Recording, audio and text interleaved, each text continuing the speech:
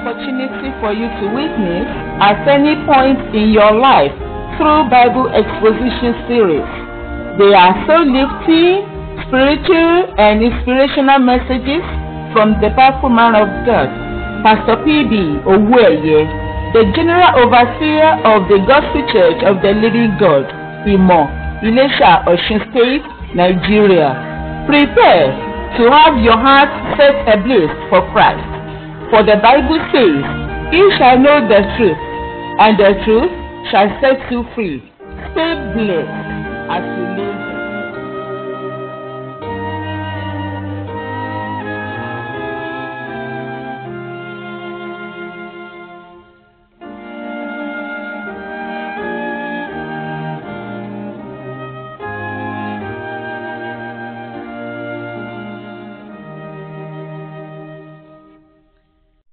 We have been on point number 3 of our title, The Only God You Had or Ever Will Have.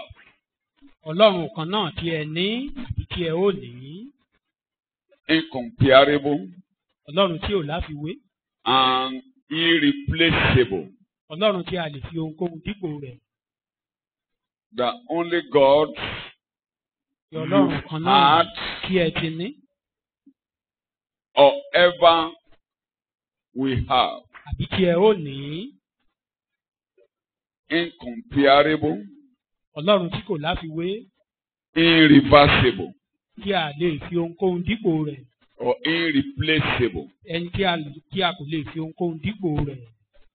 We said we consider in the first day, on the first meeting on this topic,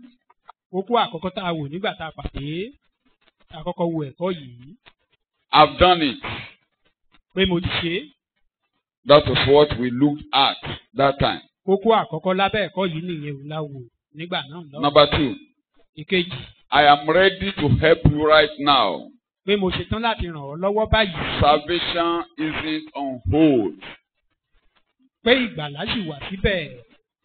Number 3, this is our third lecture on number 3. And we have always been looking at the topic. The first day we saw the introduction. Yesterday or last week, which was Sunday, we tried to explain the main title. Maybe we'll be able to go to the main body of the lecture today. The subtitle we are looking at today is I keep on doing it. I will most certainly do it. I've planned it so. It is as good as done. I've planned it so. It as good as done. I've planned it so was what we were trying to explain last Sunday.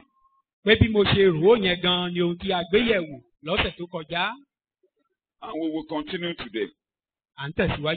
Let's quickly look at our main text and quickly touch the key points we want to look at this morning. Isaiah chapter 46.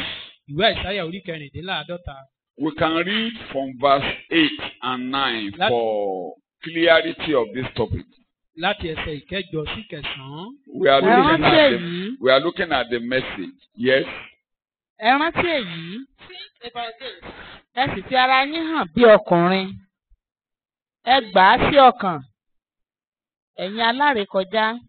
Think about this. Wrap your mind around it. This is serious business. Serious business. Read this. Take it to heart. Put my words into heart. You are reading. Remember your Israel. Remember your history. Ẹ rántí ìtàn yín. And rich history. Remember your rich history. Ìtàn yín tí ó ṣe iyebíye lọ́pọ̀lọpọ̀. You are reading. Tonight. I am God. I am God. The only God you Èmi ni had. Ọlọ́run. The only God you had Ọlọ́run kan náà And tẹ́ ẹ ever ní. we are. and ever we have. Tí ẹ ó sì ní. Incomparable. Incomparable. Kò láfiwé. Irreplaceable. A lè Irreplaceable. fi ohunkóhun dípò rẹ̀. From the very beginning. That's all right. That's the key we have been considering. We have been looking at the rich history of God's dealing with the Israelites. À ń wo ìtàn bí Ọlọ́run ṣe ń bá àwọn ọmọ Ísírẹ́lì bó ṣe ń bá wọn kọ̀wọ́ rìn. And one of the major reasons Ìkan nínú àwọn ìdí tó ṣe pàtàkì. why God called Abraham Tọ́lọ́run fi pe Ábúráhámù. is that the whole world Òun ni kí gbogbo ayé. will know through him and his descendants there is only one God, incomparable, irreplaceable. Kí wọ́n lè mọ̀ nípa Ábúráhámù àti gbogbo àwọn ìran rẹ̀ yìí pé Ọlọ́run kan ṣoṣo tí ò láfiwé tí ò ṣeun tí a lè fi dípò rẹ̀ pé ó wà. I've said it times and again in our lectures Mo ti máa ń sọ láìmọye ìgbà nínú ẹ̀kọ́ wa. that God has 4 great objectives why Abraham was called. Mo ní Ọlọ́run ní èròǹgbà mẹ́rin tó ṣe pàtàkì ìdí tó fi pe Ábúráhámù. Prior to the call of Abraham, Kó tó pe Ábúráhámù yìí, the whole world was facing backward. gbogbo ayé wọn kọjú sẹ́yìn ni. Since the days of Adam, Láti ìgbà Ádámù, the whole world was going nowhere. gbogbo ayé di ẹ̀bi adágún omi náà rí. God did all he could help them, but everything remained static on zero. Ọlọ́run gbìyànjú láti ràn wọ́n lọ́wọ́ ṣùgbọ́n síbẹ̀ bí ẹni pé wọn ò kúrò lójú kan ni. Even after the destruction of the flood in Noah's day, Nígbà ìkún omi inú àgàn kọjá, we thought there would be a new beginning for man. a lérò wípé ìbẹ̀rẹ̀ ọ̀tun á bẹ̀rẹ̀ fún ènìyàn. It was a bad beginning Ó tún jẹ́ ìbẹ̀rẹ̀ búburú. because immediately Noah got out of that flood and his family, Ní kété tí Nóà jáde nínú ìkún omi yìí and àtẹ̀bí Noah rẹ̀, began to procreate and give birth to children. ó sì wá ń gbilẹ̀ sí ó ń pọ̀ sí ó ń bí The sí. children came out with the same old Adamic nature of Adam. Ẹ̀dá Ádámù tó ti wà nínú wọn tẹ́lẹ̀ náà làwọn ọmọ tó bí ń gbé jáde. Don't forget, God destroyed the then world because it was evil. Ẹ má gbàgbé, èrèdí tọ́lọ́run fi pe ayé ìgbà náà rẹ̀ ni pé ibi ló kúnnú rẹ̀.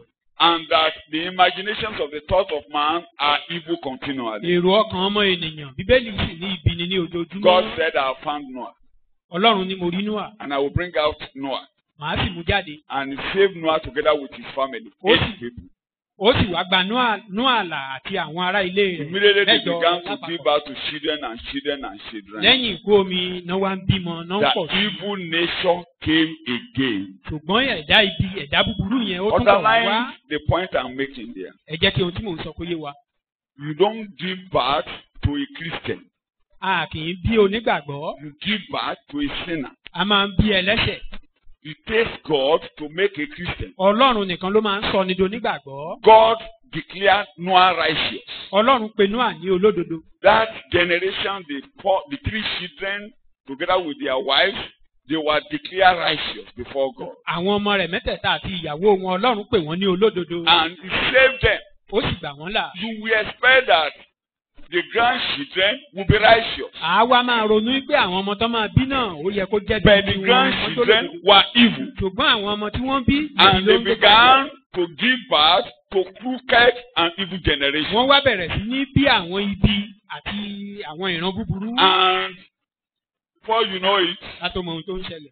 they started to worship idols. Wọ́n wá bẹ̀rẹ̀ sí ní bọ òrìṣà. And they decided to go and worship the moon. Wọ́n ti gbìyànjú wọ́n wá lọ ń bọ òṣùpá. And they were building a house to reach heaven, whereby they can approach the stars and bow down to the moon. Wọ́n wá ń kọ́ ilé tó ga sókè lókè títí tá a fi lè dé ọ̀dọ̀ òṣùpá àti ìràwọ̀. Kán lè máa When bọ̀ they wọ́n. have worshipped stone and so many things on earth and they weren't satisfied, Torí pé wọ́n ti ń bọ òkúta, bọ igi, bọ ọ̀pẹ nínú ayé, ó dàbí they ìpè yẹn ò felt tẹ́ wọn the lọ́rùn. sun is God that will be worshipped. Wọ́n wá ròyìn pé òun lọ́lọ́run tó wá kí tó And kùtà máa in bọ̀ the báyìí. midst of that construction, Láàárín it ìkọ́lé was wọn a yìí, big engineering construction. ó jẹ́ iṣẹ́ àwọn onímọ̀ ìjìnlẹ̀ tó ga lọ́pọ̀lọpọ̀. And God looked at them. Ọlọ́run wá wò wọ́n. He said, these ones are so determined. Ó ní àwọn eléyìí ti pinnu o. That's one thing you will know about man. Nǹkan kan tó tẹ́ ẹ ní láti mọ̀ Your nípa ènìyàn. determination is important to Ìpinnu you. wa ó ṣe pàtàkì sí wa.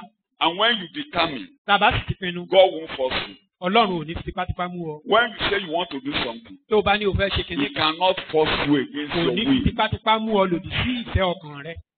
The only thing that God can shed a light to your way Ẹyọ nǹkan tọ́lọ́run kọ̀ lè ṣe, ó lè tan ìmọ́lẹ̀ sí ọ̀nà rẹ. so that you can see a better way than the one you wanted to do. Kó o lè rí ọ̀nà mìíràn tó dàbí ẹni pé ó lè dára ju èyí tó He ló can fẹ́ ṣe send lọ. people to you Ó lè rán ènìyàn sí ọ. so that you can make another choice. Kó o wá lè tú ìpinnu mìíràn He ṣe. can send messages to Ó you lè rán ọ̀rọ̀ sí ọ. so that you can change your mind about your decision. Kó o lè yí ọkàn rẹ padà nípa He ìpinnu tó ṣe. will never force you against your determination. Ṣùgbọ́n kò ní fi tipátipá mú ọ lòdì sí ìpinnu rẹ. He will never force you. He will Tipá do mú ọ. all to make you decide to change your mind. Á ṣe gbogbo ohun tó lè ṣe láti rí pé o yí ọkàn padà. But the choice is yours. Ṣùgbọ́n ìpinnu yí ọwọ́ rẹ ló wà. The choice is yours and Ìpinnu yours yí alone. ọwọ́ rẹ ló wà, ọwọ́ rẹ He nìkan. will never force you. Kò ní fipá mú ọ. So the generation grew up and they were building the house. Ìran yìí wá dàgbà, wọ́n ń kọ́ ilé yìí lọ. In Genesis 11, God said, what these people determined to do, Ní Genesis orí kọkànlá, Ọlọ́run ní ohun tí àwọn wọ̀nyí ti pinnu láti ṣe yìí. nobody will stop them. Kò sẹ́ni tó lè dí wọn lọ́wọ́. And he said, you heavens, Ó ní ẹ̀yin ọ̀run, let us go and meet them. ẹ jẹ́ ká lọ pàdé wọn Let níbẹ̀. us confuse them. Ká dojú wọn rú. We only confuse them. Àákọ̀dà The wọn moment they lójú. are confused, Ní kété tójú wọn bá ti they will dàrú, not be able to carry out their plan. wọn ò ní lè ṣe nǹkan tán fẹ́ ṣe. God now said, okay, Ọlọ́run wá ní ó dáa. language is very important. Èdè ó ṣe pàtàkì. They are speaking one language. Pé èdè kan ló dá gbogbo wọn pọ̀. Okay, let's just make them to be speaking so many languages Ká wá fún wọn ní èdè tó pọ̀ lóríṣiríṣi. so that they will not understand themselves. Ìkíní ò ní gbọ́ kejì yé. When you say go, you will say you are abusing, everybody will go somewhere. Tẹ́nìkan bá ní máa lọ, ẹnìkejì á ní ṣe ló ń bù ún bá ń ṣe túká ní. So when God now brought confusion of language, Nígbà tí Ọlọ́run mú ìdàrúdàpọ̀ èdè wá bá wọn, two people of the same mother, ọmọ ìyá méjì, somebody can say good morning, ẹnìkan lè sọ pé káàárọ̀ ńbẹ̀ yẹn the o, other person will say ori oda. ìkejì á ní orí rẹ̀ bàjẹ́. So they couldn't understand them. Òye ò wáyé wọn The mọ́. Bible says everybody went his own way. Bíbélì ní oníkálukú pọ̀ And as ní they were ìlọ. going their own way, Bí wọ́n ṣe ń gbà ọ̀nà tí wọ́n lọ they yìí, took their idols with them. bẹ́ẹ̀ náà gbé òrìṣà, oníkálukú gbé òrìṣà rẹ̀ lọ́wọ́. And everybody was scattered around the world. Bẹ́ẹ̀ la tú wọn káàkiri gbogbo In the àgbáyé. midst of that, Láàárín you eléyìí, will see the family of where Abraham came out, one of the great grandchildren of Shem. rí ẹbí tí Abrahamu ti jáde wá, ọmọ Ṣẹ́mù. You know there were three: Ẹ mọ̀ pé mẹ́ta ni wọ́n. Japheth, Shem, and Ham. Ṣẹ́mù àti Hámù. Ham, Canaan, and so on. But Shem now came out. Ṣẹ́mù yìí ló wá jáde. All his great grandchildren. Gbogbo àwọn ọmọ. That's why we have Terah and Abraham Ibẹ̀ láti rí Tẹ́rà, láti rí Abrahamu. in Mesopotamia, Ní Mesopotamia, in Syria, ní Syria, in Ur of nílùú the Chaldean, ọ̀hún, of nílùú Chaldean, Wúrì. Chaldean, Babylon. Wúrì ti Kádíà, Bábílónì. That's where Abraham came out. Ibi tí Abrahamu ti wá nìyí. And God now decided to bring him out of that evil, adulterous family. Ọlọ́run wá pinnu láti mú jáde kúrò nínú ẹbí ìbọ̀rìṣà yìí. In Deuteronomy 26, Níwèé Deuteronomy orí kẹrìndínlọ́gbọ̀n. God told Moses, Ọlọ́run sọ fún Mósè. let Israelites make them to be remembering their source. They shouldn't forget their source. Sọ fún àwọn ọmọ Ísírẹ́lì àbí kó o máa rán wọn létí orísun wọn ibi tí wọ́n ti ṣàn wá. Tell them when they get to the land that I'm promising to take them. Sọ fún wọn nígbà tí wọ́n bá dé ilẹ̀ tí mò ń pinnu tí mò ń And they ṣèlérí now láti fún bring wọn. their tithes wọ́n bá mú ìdámẹ́wàá They wọn wá bring all the fruit of àbí their ọrẹ labor, wọn gbogbo èso ilẹ̀ náà and they are now wọ́n bá mú coming àkọ́so to wá rejoice in my presence. tán wá láti ṣe When they àjọyọ̀ are níwájú mi eating and they are drinking, tán bá ti ń jẹ tí wọ́n ń let mu them get up and continue to recount this. jẹ́ kán dìde kán máa ṣe ìrántí eléyìí. Deuteronomy 26.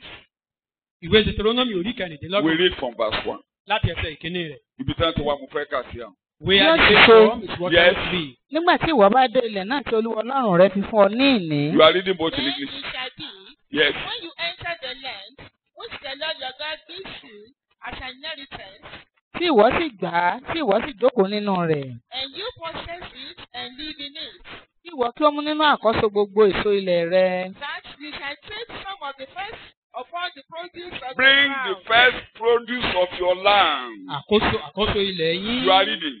Tí ìwọ ó mú ti inú ilé rẹ wá. Yes. which you bring in from your land, Tí Olúwa Ọlọ́run rẹ fi fún ọ. that the Lord your God gives you, Kí ìwọ kí ó sì fi sínú agbọ̀n. and you shall put it in a basket. Take what- note. There are two things there. ẹ kíyèsí ohun méjì ló wà níbẹ̀. The issue of first fruit ọ̀rọ̀ àkọ́so is already settled on the issue of firstborn and the issue of the resurrection of Christ. ìyẹn ti níyànjú lákọ̀ọ́kọ́ pẹ̀lú ọ̀rọ̀ àjíǹde Jésù Kristi. First fruit, first son. àkọ́so àkọ́bí Jesus became the first fruit and the first begotten of the dead. The Yes. first son. ó di àkọ́so ó sì di àkọ́bí nínú àwọn òkú. The firstborn from the dead. àkọ́bí láti inú àwọn òkú. So it's the first person that is born again. òun ni ẹni àkọ́kọ́ tó di àtúnbí. And that is why today we don't bring first fruit or first anything or firstborn as a separate thing to God. ìdí nìyí tó fi jẹ́ pé lónìí a nílò àti ṣẹ̀ṣẹ̀ máa kó àkọ́so àbí ká máa sọ pé kí àwọn àkọ́bí wá. Anybody now who come to Christ ẹnikẹ́ni tó bá ti wá sọ́dọ̀ Jésù from the wretchedness of the world kúrò nínú ayé búburú and yìí is born again ló di àtúnbí. is now born into the church of the firstborn. àti wá bí sínú ìjọ àkọ́bí. Born into the church of the first fruit. àti bí sínú ìjọ àkọ́bí ìjọ Church, àkọ́so. church of the firstborn registered in heaven. ìjọ àkọ́bí tí a korúkọ wọn sílẹ̀ lọ́run. So that's why we don't ask you to bring your first anything, your ìdí first nìyí tá a kì í fi sọ pé mú àkọ́so But there àbí is one àkọ́so important thing God emphasized there that remains until eternity, until we live here. kìnní kan tí Ọlọ́run tẹnumọ́ níbẹ̀ tó sì wà títí ayérayé títí ayérayé. The spirit of thanksgiving and appreciation. ẹ̀mí ọpẹ́ àti ìmọrírì. It remains with the church until eternity. ó wà nínú ìjọ títí And ayérayé. anybody who don't show appreciation is the spirit of hell. ẹni tí ò bá ti máa fi ìmoore hàn ẹ̀mí ọ̀run àpáàdì. If you don't know how to appreciate God, tó o mọ bá a ṣe ń moore you Ọlọ́run cannot appreciate man. o ò lè moore ènìyàn. You cannot value anything. o ò lè ka ẹnikẹ́ni tó o lè ka ohunkóhun sí. Thankfulness, àìlọ́pẹ́ lack of appreciation àìmoore comes from the devil ọ̀dọ̀ èṣù ló ti wá. because he doesn't appreciate what God has done to him. torí kò mọ rírì ohun tọ́lọ́run ṣe fóun. And what God did to him was so small in his friend. ohun tọ́lọ́run ṣe fún un ó wá dàbí ẹni pé ó kéré He lójú rẹ̀. belittled it. ó wá fojú And tẹ́ńbẹ́lú therefore rẹ̀. he wanted better. ó wá ń wá èyí tó dára jù. In other words, he wanted to usurp God's authority. ìyẹn ni pé ó fẹ́ tọ̀tẹ̀ sí agbára Ó fẹ́ Ọlọ́run. gba ipò Ọlọ́run You want to gangan. take the position of God. So any human being that does not appreciate little things is a ẹnikẹ́ni rebel. Is tí a ò bá rebel. ti mọ rírì àwọn To nǹkan God is kéékèèké a rebel. ọlọ̀tẹ̀ ni What do I call him? ọlọ̀tẹ̀ ni What do I wẹ́ni call bẹ́ẹ̀. him? So God wanted all the Israel to show appreciation. Ọlọ́run fẹ́ kí àwọn ọmọ Ísírẹ́lì kan fi ìmọ̀ rírì oore òun So hàn. when you now plant, you see the fruit of your labor, and you are now rejoicing, take out of those things, bring it in a basket, and come to my presence. Come and appreciate me. pé nígbà tẹ́ bá ti wá dáko tó wù tó mú èso jáde tẹ́ bá ti wá mú àkọ́so ẹ mú àkọ́so rẹ̀ kẹ́kọ̀ọ́ sínú apẹ̀rẹ̀ kẹ́ wá ṣe àjọyọ̀ níwájú mi. So up to today, believers in Christ, títí dòní the onígbàgbọ́ moment you are saved, ní kété tó bá ti di ẹni you ìgbà. must show appreciation. o ní láti máa fi ìmọrírì orí Show Ọlọ́run hàn. appreciation in 3 ways. a máa ń fi ìmọrírì hàn Or ní 4 ọ̀nà ways. mẹ́ta àbí ọ̀nà Number mẹ́rin. 1, ìkíní the Bible calls the fruit of our lips pé èso ètè wa that confesses his name. tó ń jẹ́wọ́ orúkọ rẹ̀. What do I call it? èso ètè wa tó ń jẹ́wọ́ orúkọ rẹ̀. Eo. Èso ètè wa tó ń jẹ́wọ́ Máa orúkọ kọ́lẹ̀ rẹ̀. ọ̀nà tá a fi máa ń fi ìmoore hàn. those are the ways we appreciate God. Kókó mi ò yẹn ẹsẹ̀ tí torí mo yàbàrà ni. I am not supporting it with verses, it's just by a digression. Ìtàn tí mò ń pa fún wa. The story I'm telling us, Mo ń pa ìtàn bí Ọlọ́run ṣe pé Ábúráhámù jáde. telling us the story of how Láti it inú God called òrìṣà. Abraham right from idolatry. Ìyẹn ni mò ń pa fún wa. That was what, Kí ló that's mú what I'm tàn telling us wá? now. What Báwo brought ni about this Ísírẹ́lì story? ti ní ìtàn? How does Mo gbé mi débẹ̀ ni Israel come pé about history? mo ní àpè Ábúráhámù jáde. I said Abraham was called out. Kí ló mú mi sọ̀rọ̀ Ábúráhámù? What made me to talk Ẹ about rántí Abraham? ìtàn yín tó lágbára tó dùn. Remember your rich history. Mo ní àwọn ọmọ Ísírẹ́lì ò ní ìtàn. I said Israelites Kò have sí no tó ń history. jẹ́ Ísírẹ́lì láìsí Ábúráhámù. Without Abraham, no Israel. Mo ní gbogbo ayé dorí kodò. All the world, they bound down. Làwa mú Ábúráhámù jáde. Abraham Ibo was la ti mú called Ábúráhámù out. jáde? Where Ibẹ̀ ni was mo he fẹ́ kọ́ called lọ. out? That's where we are going. Ìyẹn gẹ́gẹ́ ni mo fẹ́ lò ní chapter 20. That is what I want to use. So That's mo wá yà bàrà sórí ẹ̀mí ọlọ́pẹ́. I digress to Ṣé bá the ti ń things ka of àkọ́sọ thanksgiving. orí Bíbélì? When we are Mo ní talking ọ̀rọ̀ about first àkọ́sọ ti fruit, yanjú. the issue of first fruit is settled. Àwa báyìí ní ìjọ àkọ́. We are the first, Kí ni wá o? the church of the first Bó born. lorúkọ wá wà? Where is our name today? Ṣùgbọ́n Ọlọ́run Written wá in fẹ́ heaven. ká jẹ́ ọlọ́pẹ́. God wants us to be Mo ní thanking ọ̀nà Him. mẹ́rin ni a fi ń dúpẹ́. I said we can appreciate God in four Èso ways. ètè wa ti ń ṣe kí ni o? The fruit of our lives. Kí a ké, confessing kí a the pariwo, name of kí a the Lord. kọrin, kí a For us jọ́sìn, to thank God, kí a bring lè us sọ to Him, jáde nínú ọ̀rọ̀. and to confess it in His Lẹ́nu word. wa ìbáyìí là á fẹ́ máa fọ́. That if we confess it through our Tó mouth, o bá fẹnu sọ ò móore. if you don't confess it through your mouth, you are not appreciating. Èkejì, Number two, nínú tọ́lọ́run bá ti ṣe fún ọ, out of what did for you, kì í ṣẹnu nìkan. not only mouth. Mú nínú ẹ̀, Dip your hand into it, kó sínú apẹ̀rẹ̀, put it in the basket, wá kó wá then you bring it fún ìtẹ̀síwájú ìrere. to the progress of the gospel. Eléyìí tán ní ká kó wá síwájú Olúwa níbi tẹ́ ẹ̀ka The yẹn. one that was brought to the presence of God, Àwọn where we áńgẹ́lì are living. làásọ̀run wá jẹ́. The angel from heaven will eat Ẹ o, it. I'm asking us, wọ́n á kó wá he fún ìmoore. brought it. Ẹ má gbàgbé nígbà tí wọ́n ń kọ́ tọ́ni kan máa pa àgọ́. Don't forget Ẹ̀gbọ́n mi o. when they were making the Tọ́ni kan máa tabernacle. pa àgọ́ When inú aginjù ni wọ́n ti ṣe àgọ́ yẹn o. They did the tabernacle in the wilderness. Inú àgọ́ ni wọ́n ti ṣe inú aginjù ni wọ́n ti ṣe o. Wọ́n fi ìmoore hàn. They Gbogbo oore appreciate God. tọ́lọ́run ṣe fún wọn nígbà tó ń kò nílẹ̀ Ísírẹ́lì. All what God did Wọn for ò them. jáde lọ́wọ́ when they came òfo out kí of mo ní wọn ò Egypt. ṣe. They never came out of Egypt Ẹ o. empty-handed. Pé Olúwa ò ṣe o. The Lord, we thank Gbogbo ohun you. tó ń fi kọ́ àgọ́ yẹn. All what they used to build Àtòkúta the tó ń bẹ̀. tabernacle. Gbogbo ẹrù tó Both ń lò the capsule, pátápátá. all what they Ìṣèlú used. igbó yẹn náà ti rí. They were not found Ọwọ́ àwọn in ọmọ that Ísírẹ́lì ni wilderness. wọ́n ti gba gbogbo ẹ̀ pátápátá. They collected them Aṣọ from aláró, aṣọ Egyptians. ẹlẹ́sìn àlùkò, gbogbo ẹ̀ All the pátápátá. purple and the Àwọn ará blue Egypt ló garment. kó ẹrù yẹn lé wọn ní. Egyptians gave it to them. Àwọn náà dẹ̀ nǹkan tó dáa ni wọ́n. Àwọn náà ní Olúwa They are tó good gbà mí things, là. and O the ṣeun God tó that gbà will mí deliver là. us. Thank O you. ṣeun o. O ṣeun tó gbà mí là. Thank you, my Lord. Thank you for saving me. Thank you, my Lord. Thank you, my Lord. Thank you for saving me. Thank you, my Lord. Olúwa ó gbà mí là. Ó gbà mí là. For you Ó gbà saved mí me. là. You saved me. Ẹrù yẹn wá pọ̀ jù tí Mósè ní ó tó The gẹ́ẹ́. materials were so much that Moses has to stop them. Ẹ̀yin ọmọ Ọlọ́run, ṣé wọ́n mórí àbí wọn ò mórí? Do they appreciate it? Ṣé o lè sọ or pé not? wọ́n mórí àbí wọn ò mórí? And we say, Ṣé wọ́n rí ìgbàlà àbí wọn ò rí ìgbàlà? were they saved? O. Ẹni tó bá ti rí gbàlà Anyone that is saved nínú tọ́lọ́run wá kólé ọ lórí of what God gave you, tó ò fayọ̀ kó lẹ̀. and you refuse to ẹ jẹ́ ká surrender béèrè part of bóyá his joy. o móore ìgbàlà. Maybe we should ask, maybe Tí mo you ní are ò not ṣe o. appreciating the salvation of your soul. Tí mo ní ò ṣe o. You don't appreciate the Èso salvation ètè of ẹ your ò soul. jẹ́wọ́. The fruit O of your ò mú lips, you are nínú not oore confessing. tọ́lọ́run ṣe fún ọ. You didn't even lift your Tayọ̀ hand àwa ló máa lóótó. to what God has done for you. Òjíṣẹ́ láàrin ìyẹn pọ̀ jù, ó pọ̀ jù. The minister of God said, that is enough. O móore ìgbàlà.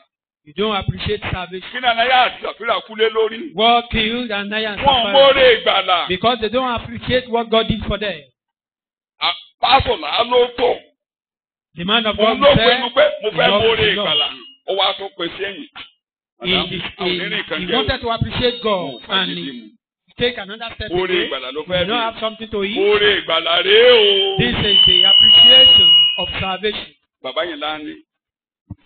Kí ni the man of olè God máa fi said, kọ́lé báyìí? Which one will you use Olè to fẹ́ build fi your house? kọ́lé báyìí. How do you build your house? Òjíṣẹ́ Ọlọ́run ló máa béèrè. The man of God is the one that will query you for that. Mo yà bàrà. A digression. Ilé ibi tí mò ń gbé yìí. Where I'm living now. Àwọn ọmọ Ọlọ́run kan ló ṣètò ilẹ̀ tí mo máa fi kọ́lé. Some children Mi of ò ronú God. ilẹ̀, mi ò ronú ilẹ̀, mi ò tẹ́ ronú pé mo fẹ́ kọ́lé mọ́. I never think of land.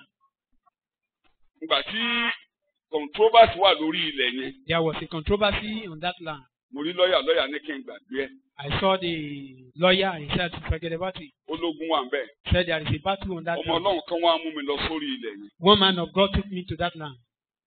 Ó lóun ló ní Said it belongs to him. blọọkì wà ń bẹ̀. There are blocks there. Ó ti gbẹ́ kànga. The Bẹ̀ẹ̀ni person tó gbẹ́ that kànga saw sí yẹn, the ẹ̀rọ well. orí ilẹ̀ ẹbòmíì ló gbẹ́ kànga sí But yẹn. mistakenly, Lákọ́kọ́ òpínlẹ̀ wa. The Ibi tá gbẹ́ well kànga yẹn was sí dug tó in kó another blọọkì land. yẹn sí. Wọ́n Where ṣe kọ́lé sí yìí o.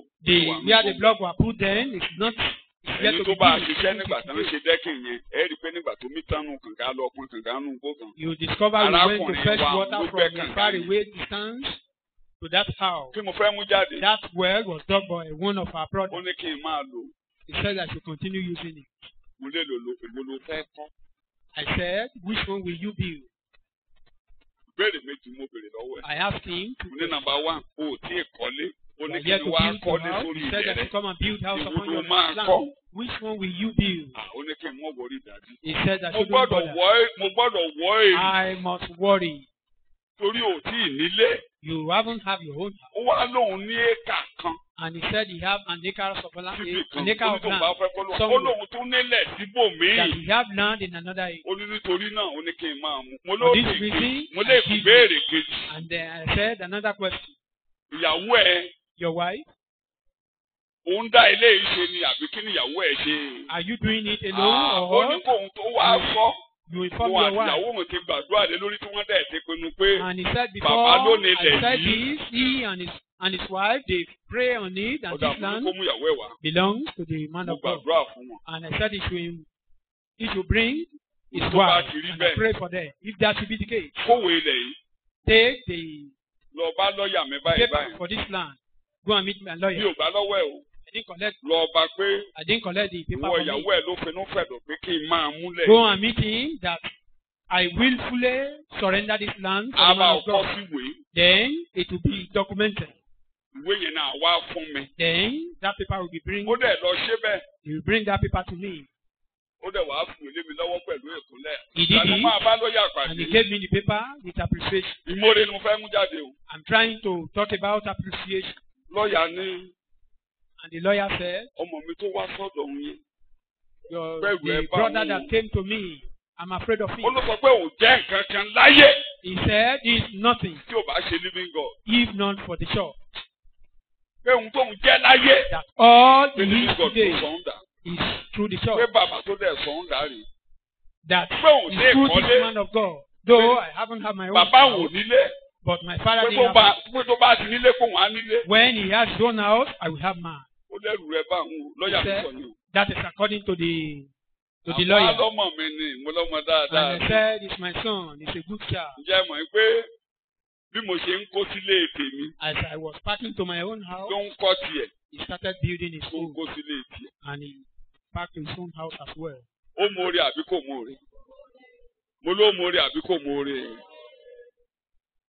So ìmoore ọ̀nà kejì That is part 2. tí ẹ̀kẹta tí a fi Number ń 3. móore Jésù We náà ló sọ. show appreciation according to Jesus. Ó mú àwọn kan lára dá. He healed some people. Wọ́n wá ní a máa tẹ̀lé ọ lẹ́yìn. We'll be following you. Padà lọ lé. Go home.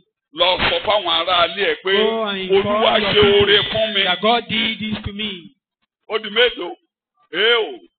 That Wà is, lọ àwọn you aráalé tell ẹ̀ others. gbọ́dọ̀ mọ oore Your Ọlọ́run. people, they must Pé know the Jésù goodness ló of ṣe God. yèé. That God did Lọ it. lé.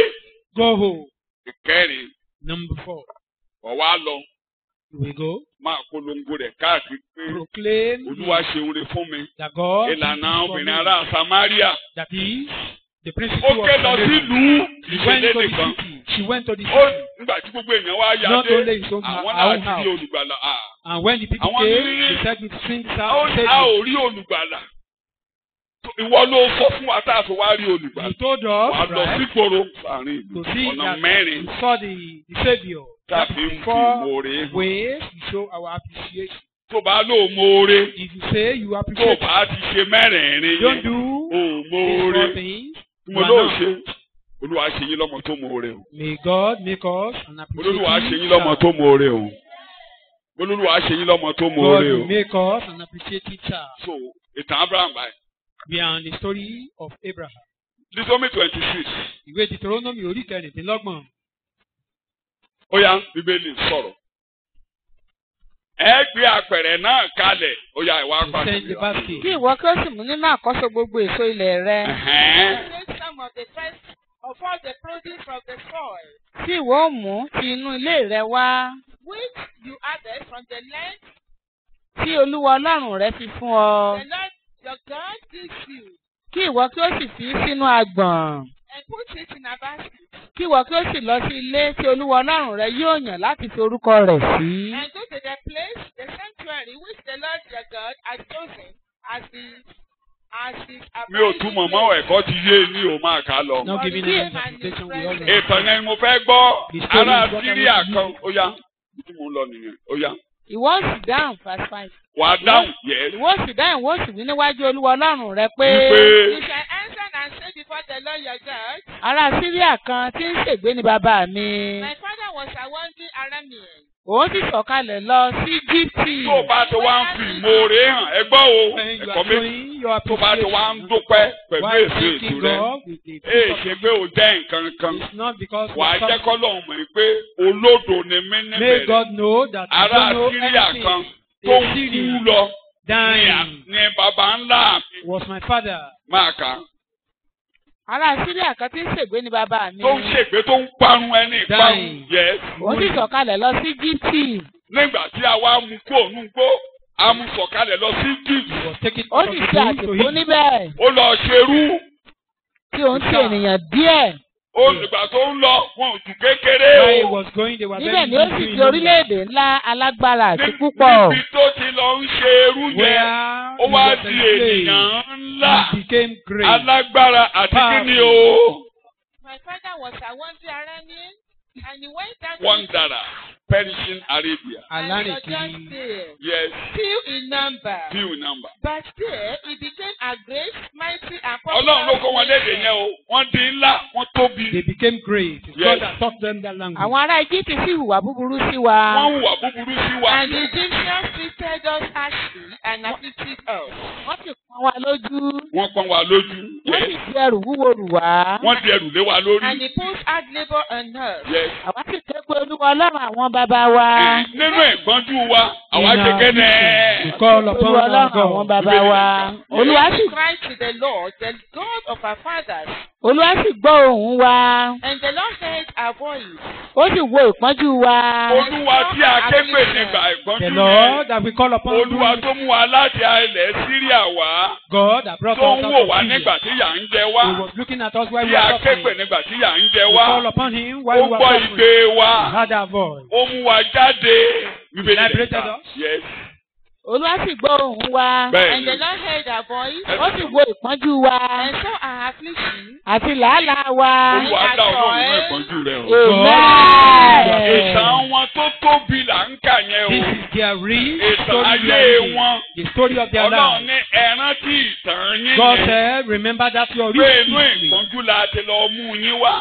We brought you out Ṣé of gbogbo yín affliction. ìbá wó dànù? All of you would have been Tí Ọlọ́run ruined. bá dá sọ̀rọ̀ yín. If not for the Lórúkọ intervention Jésù of Olúwa God. dá sọ̀rọ̀ ayé rẹ̀. God Ìwọ àtẹ́bí rẹ̀ ẹ̀ ní wó dànù. will not be ruined. Bíbélì lẹ̀ ń kà. Kó o má bàa wó dànù ni wọ́n ṣe wá wọ̀n níbi tó wà. For you not to be ruined, that is why you were invited. Ọlọ́run ti wá yan wọ́n sí ọ. That is why Ọlọ́run God máa ń pé ara ní ọ. out. God know you are Pé wọ́n ti afflicted. ẹrù wọlé ọ lórí. A Kó o ń burden upon gbé you. ìyà lọ́wọ́. You are suffering. Ọlọ́run wá ní ká lọ mú ọ jáde. God said, you should go and bring you Ṣé out. wàá mọ̀rẹ́ Jésù Will ṣe? you appreciate? Wàá mọ̀rẹ́ Jésù ṣe. Ṣé wàá mọ̀rẹ́ Jésù ṣe? Ayé mi o. Mo mọ̀rẹ́ Jésù ṣe. Mo mọ̀rẹ́ Jésù ṣe. Mo mọ̀rẹ́ Jésù ṣe. Ayé mi o. Mo mọ̀rẹ́. Máa kà.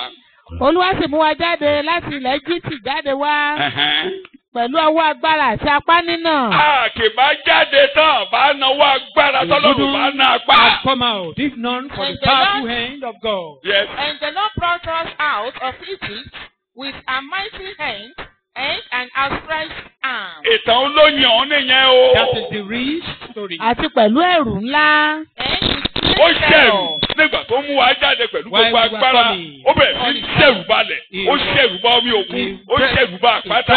Ó ṣẹ̀rù bá ọ̀tá. Ó ṣẹ̀rù bá igbó. Ó ṣẹ̀rù bá ẹbọra inú ilẹ̀. Ó ṣẹ̀rù bá everybody. Ó ṣẹ̀rù bá ilẹ̀. Ó ṣẹ̀rù bá omi. Ó ṣẹ̀rù bá òfurufú. Sea and even the Ó clouds. ṣẹ̀rù bá ètò. He threatened. Ọlọ́run ṣẹ̀rù bà wọ́n. Wíbẹ̀ lẹ́ẹ̀mẹ́ta. Ọlọ́run terrible ṣẹ̀rù God. bà wọ́n. Éèwò. Ọlọ́run terrible ṣẹ̀rù bà God. wọ́n. Bíbélì lẹ̀ ń kà. Ṣẹ̀rù bà wọ́n. Àti pẹ̀lú iṣẹ́ àmì àti pẹ̀lú iṣẹ́ ìyanu. And with signs and wonders. Ó sì mú wa dé ìhín yìí. And he has brought us to this place. Ó sì fi ilẹ̀ yìí fún wa. And has given us this land. Ilẹ̀ tí sàn fún wàrà àti fún oyin. And that Gẹ́gẹ́ bí ìlérí rẹ̀. According to his Gẹ́gẹ́ bí promises. ìlérí rẹ̀. According to his Ó jẹ́ promises. kí ìlérí rẹ̀ kó ṣẹ mọ́ wa lára. He made his promises Sọ to bẹ́ẹ̀, come to ìlérí pass in Olúwa your yóò life. ṣẹ mọ́ èmi náà Tell lára. Ìlérí yourself, the Olúwa promise yóò of ṣẹ God mọ́ is mi in lára. my life. Ìtàn àwọn tó tóbi. That is their Bọ́lọ́hún great ṣe ṣe history. sí wọn. How God Ẹ behaved to máa them. rántí lójoojúmọ́. Remember daily. Mo ní ìdí kan nínú Ṣé? ìdí mẹ́rin. A reason Tọ́lọ̀ out fi of bábà four. dìde nìyí. That is Kí gbogbo ayé lè why mọ God ìtàn. raised Abraham. For the whole world to know this Pé mi story. Ọlọ́run ń gbani. That you, God, you do Mi save. Ọlọ́run ń yọni. You do Mi Ọlọ́run deliver. yí ìgbà àti àkókò You can padà. change time Mi Ọlọ́run máa and ń ṣẹ̀rù bá ọ̀tá. I do Mi terrify Ọlọ́run máa ń enemies. sọ ẹrù mú okú àrè I lórí do ẹni. take away yoke Mi upon Ọlọ́run máa ń my mú head. ìlérí mi ṣẹ. I do fulfill Mi my Ọlọ́run máa ń promises. mú ìyàn débi ohun tí kò rò pé òun lè I dé. do take man to where Tí they gbogbo never ayé said. mọ̀ For the whole world pé mi to know ẹlẹ́dàá nìkan. I Pé mi create. ò lákiwé. I know I'm incomparable. Ìtàn ńlá ń kà. That is the story we are reading. Ó ní ẹ máa pàṣẹ yẹn léra yín lórí. Tell this Don't story. forget the history. Ẹ má gbàgbé ìtàn yín o. Bẹ́ẹ̀ni lẹ́ ń kà. Ǹjẹ́ Fún ẹ̀yin náà mo ti nísinsìnyí máa ń sọ fún yín. I've been saying this. Ìjọ tí ẹ̀yin ìwọ̀nyí bá ti gbàgbé ìtàn bí ẹ ṣe ń If gbàlà. you forget Tẹ́ the bá story ti of how gbàgbé you ibi were tẹ́ ẹ ti saved, wá. when Ìjọ you yẹn lẹ máa forget parun. where Ẹ you come gbéraga. from, you'll be proud. Ẹ gbéraga. You'll be proud. Bẹ́ẹ̀ ló bọ́. And then that will be the end. Kò ní bọ́ lọ́wọ́ yín. You. Mo ní kò ní bọ́ lọ́wọ́ yín. Amen. Gbé You máa shouldn't sọ. forget. Continue confessing it. Máa sọ létí Ọlọ́run. Sọ Say létí it àwọn ọmọ in the rẹ̀. ear of God. Sọ ibi ò And ṣe even in the jáde presence wá. of your Sọ children. bó ṣe ń rùn pa. Tell them Sọ your bọ́lọ́run beginning. ṣe ṣayé Tell rẹ̀. them your Pé ta ló wretchedness. táyé Tell rẹ̀ them ṣe. how God changed your Tá a life. bá ti gbàgbé. If they Tó o bá forget, gbàgbé tó o if tẹ̀ mọ́ you wọn forget, létí. you don't emphasize on it. O wáyé o. You didn't come to this world. Mo ló wáyé o. I mean, you didn't come to this world. O wáyé o. Ọlọ́run á jẹ́ kẹ́ ẹ wáyé o. Yes. Máa kà tán. Yes. Ǹjẹ́ nísinsìnyí Now behold, kíyèsí Ẹ̀hẹ́n. èmi mú àkóso ilẹ̀ náà wá. Ohun tó ilẹ̀ tó gbé mi dé yìí. Ó yá. This land I Oore am rẹ̀ rèé o brought me bàbá. to. This is your goodness. Mo mú wá o. I brought it before Òun you. rèé This o. is it. Ìwọ ló ní ilẹ̀ o. The land belongs to Àti you. Ẹ̀kún rẹ̀. ìwọ ló jẹ́ kí n rí nǹkan mú lórí ilẹ̀ yìí You help o. me to restore Bàbá mi kọ́ ló ní ilẹ̀ yìí o. This land didn't belong to my father. Bàbá ńlá mi kọ́ ló ní It don't o. belong to my great Ìwọ ló kó wa grandfather. débí You o. brought us here. Oore tó o ṣe fún mi. The goodness Ara you ẹ̀ did ni mo to ti me. mú wá yìí I o. brought just a little. Ọmọ yẹn mo re. That child is appreciated. And he have brought the first of the produce Ìgbà of the tí ground. Ísírẹ́lì ò ṣe mọ́, When Israelites Láyé decided wọn not to do bàjẹ́. it, it was wọn ò mọ́ọ́rẹ́. they were Ọlọ́run not fi wọ́n appreciated. sọ̀kò dànù. God scattered them. Máa kà. Wọn ò mọ́ọ́rẹ́ nì. They are not appreciated. Ọlọ́run ní ká máa ṣe. God said they should be doing it. Kódà, ó ní ká fi ọdún kan lẹ̀. That they should Tí wọn ò ní ṣiṣẹ́ rárá. a year Táàkà á without máa work. fi mọ́ọ́rẹ́ hàn They will níwájú. just be showing Ó ní appreciation màá to pèsè God. oúnjẹ ọdún mẹ́ta fún yín That he dípò will ọdún. provide 3 years food Ní in a ọdún year. kẹfà yín, In the màá 6th jẹ́ kí year, èso oko yín kó mú èso ọdún mẹ́ta I jáde. will multiply the fruit of your land 3-fold. Màá jẹ́ kó ní owó You will be àti rich. oúnjẹ nínú ọdún yìí tó And àjẹ food. fún ọdún mẹ́ta. In that year, Tí Ọlọ́run lè I will ṣe. supply you for 3 years. Can God do Ẹ that? o.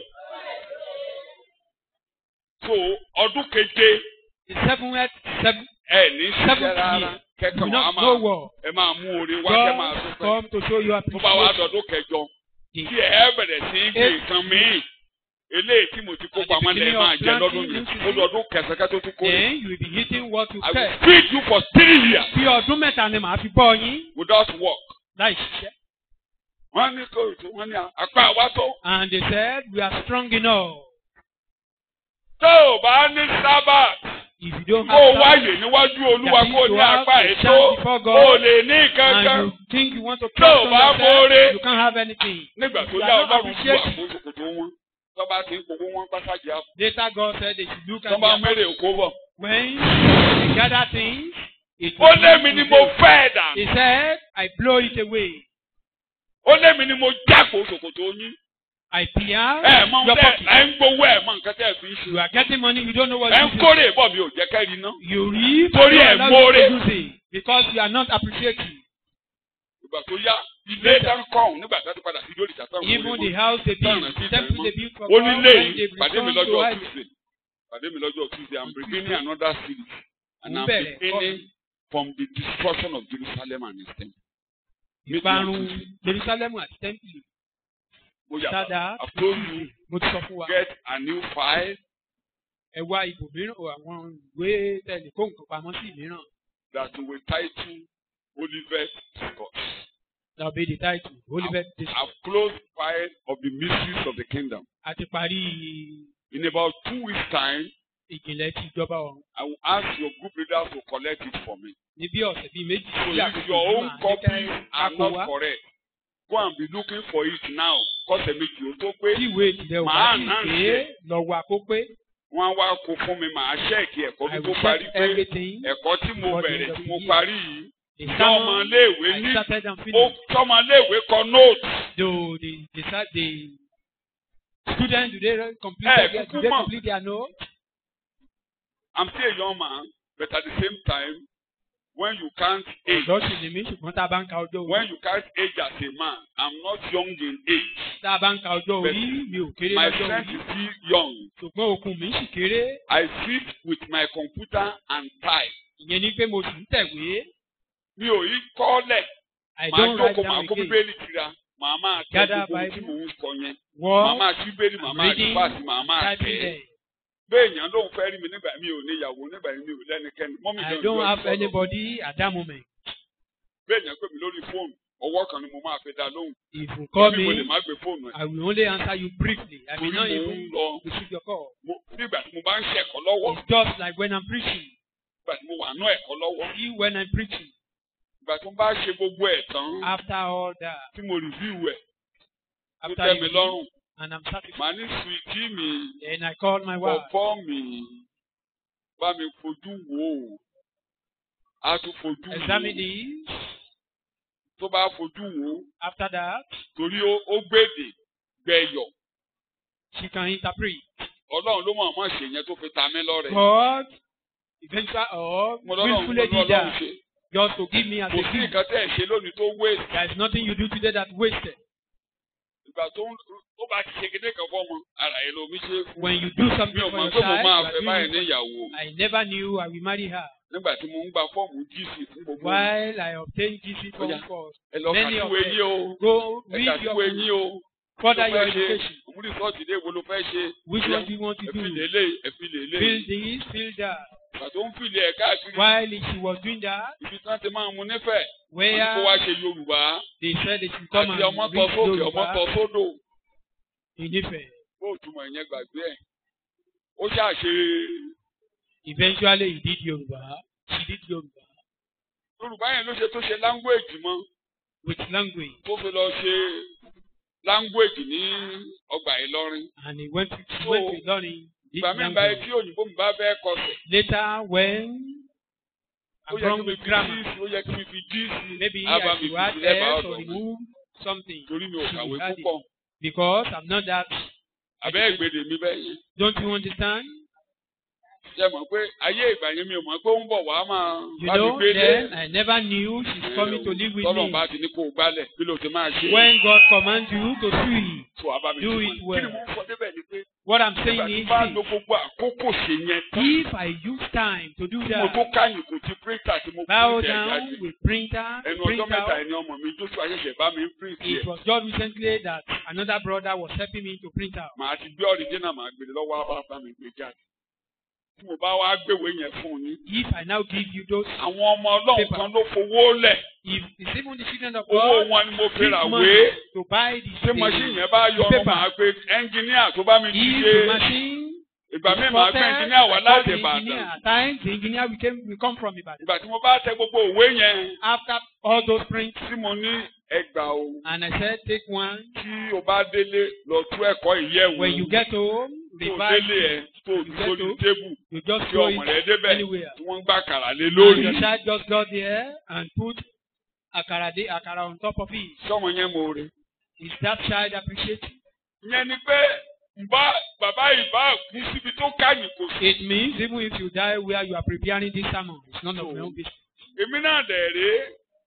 And I personally, Ọlọ́run náà wá ṣoore kan fún mi. God do me a favor. Nínú ìrìn àjò mi láyé, Along my journey in life, ọ̀tọ̀ nìkan tí mo fẹ́ fàyè mi ṣe. my intention is quite Mo different. bára mi from níbi what iṣẹ́ tíṣà láìrò tẹ́lẹ̀. I find myself in teaching line on the Iṣẹ́ tíṣà tí mo dẹ̀ wá bára mi yẹn. where I found Mo dẹ̀ wá myself. rí pé ó kàn déédéé dùn mọ́ mi. I discover I enjoy Mo kúkú it. tó wá lọ kọ́wé bọ́n ṣe ń kọ́ nìyàn. Then I further my education in education line. Bàbá wa tó bá wá ń kọ́ nìyàn. When Tó bá ti kọ́ ọmọ léèwé. when you teach students, Tó kọ nóòtù fọ́mọ you léèwé. give them notes, Àwọn pírísípà wa ní ẹgbàá nóòtù wọn. and the principal will say, Ó collect kọ́kọ́ their ní mi notes. lára pé tí àwọn ọmọ yìí ò rí nàní. I felt, Àgbàlagbà mi kọ̀wé sójú bọ́ọ̀dù. does it mean this? Wọ́n ní kí mi tó teacher- máa wo nóòtù wọn. I wrote something on the board and they said that you were examining their note again. Collect their notes and mark their notes. Olórí iléèwé á ní ká gba ìwé wọn ká Ló máa máa ń mark fọwọ́ sí. composition.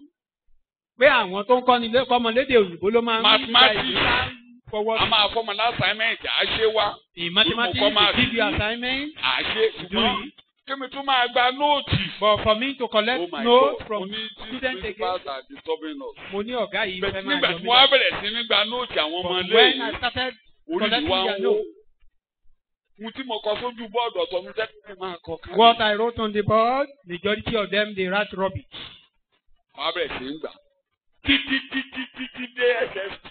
Even up to Àwọn ọmọ SS3 nìkan ni à ń yọ̀ mí nira fún nígbà yẹn. it's only on Èmi mọ̀mọ́ sọ fún ọ, SS3. mo ní tó bá wù ẹ́ para ẹ̀ láyò. I told them if Èmi you ò ní like ka nóòtù ẹ̀. fumble, I will not write Para your ẹ̀ note. láyò. If you like fumble, Mo lé èmi fún ara mi ló ń fọ́ọ̀mù nóòtù láti class 3. I form notes on my own right from class Bàbá 3. bá wò tán.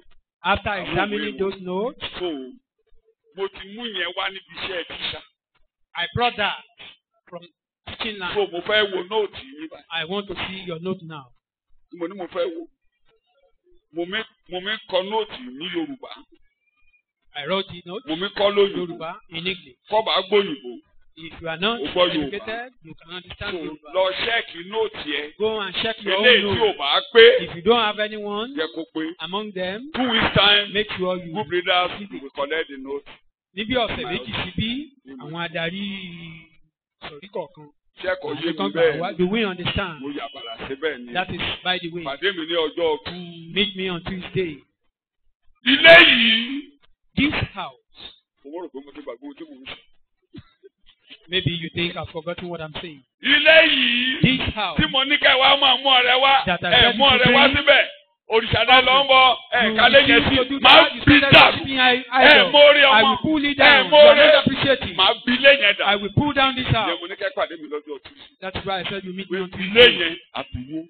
That house was òkúta kan eventually pulled down. Jésù ní òkúta kan kò ní dúró Jesus lórí. said, a stone will not stand upon the other. I was there. Mo wà níbẹ̀. Mosque.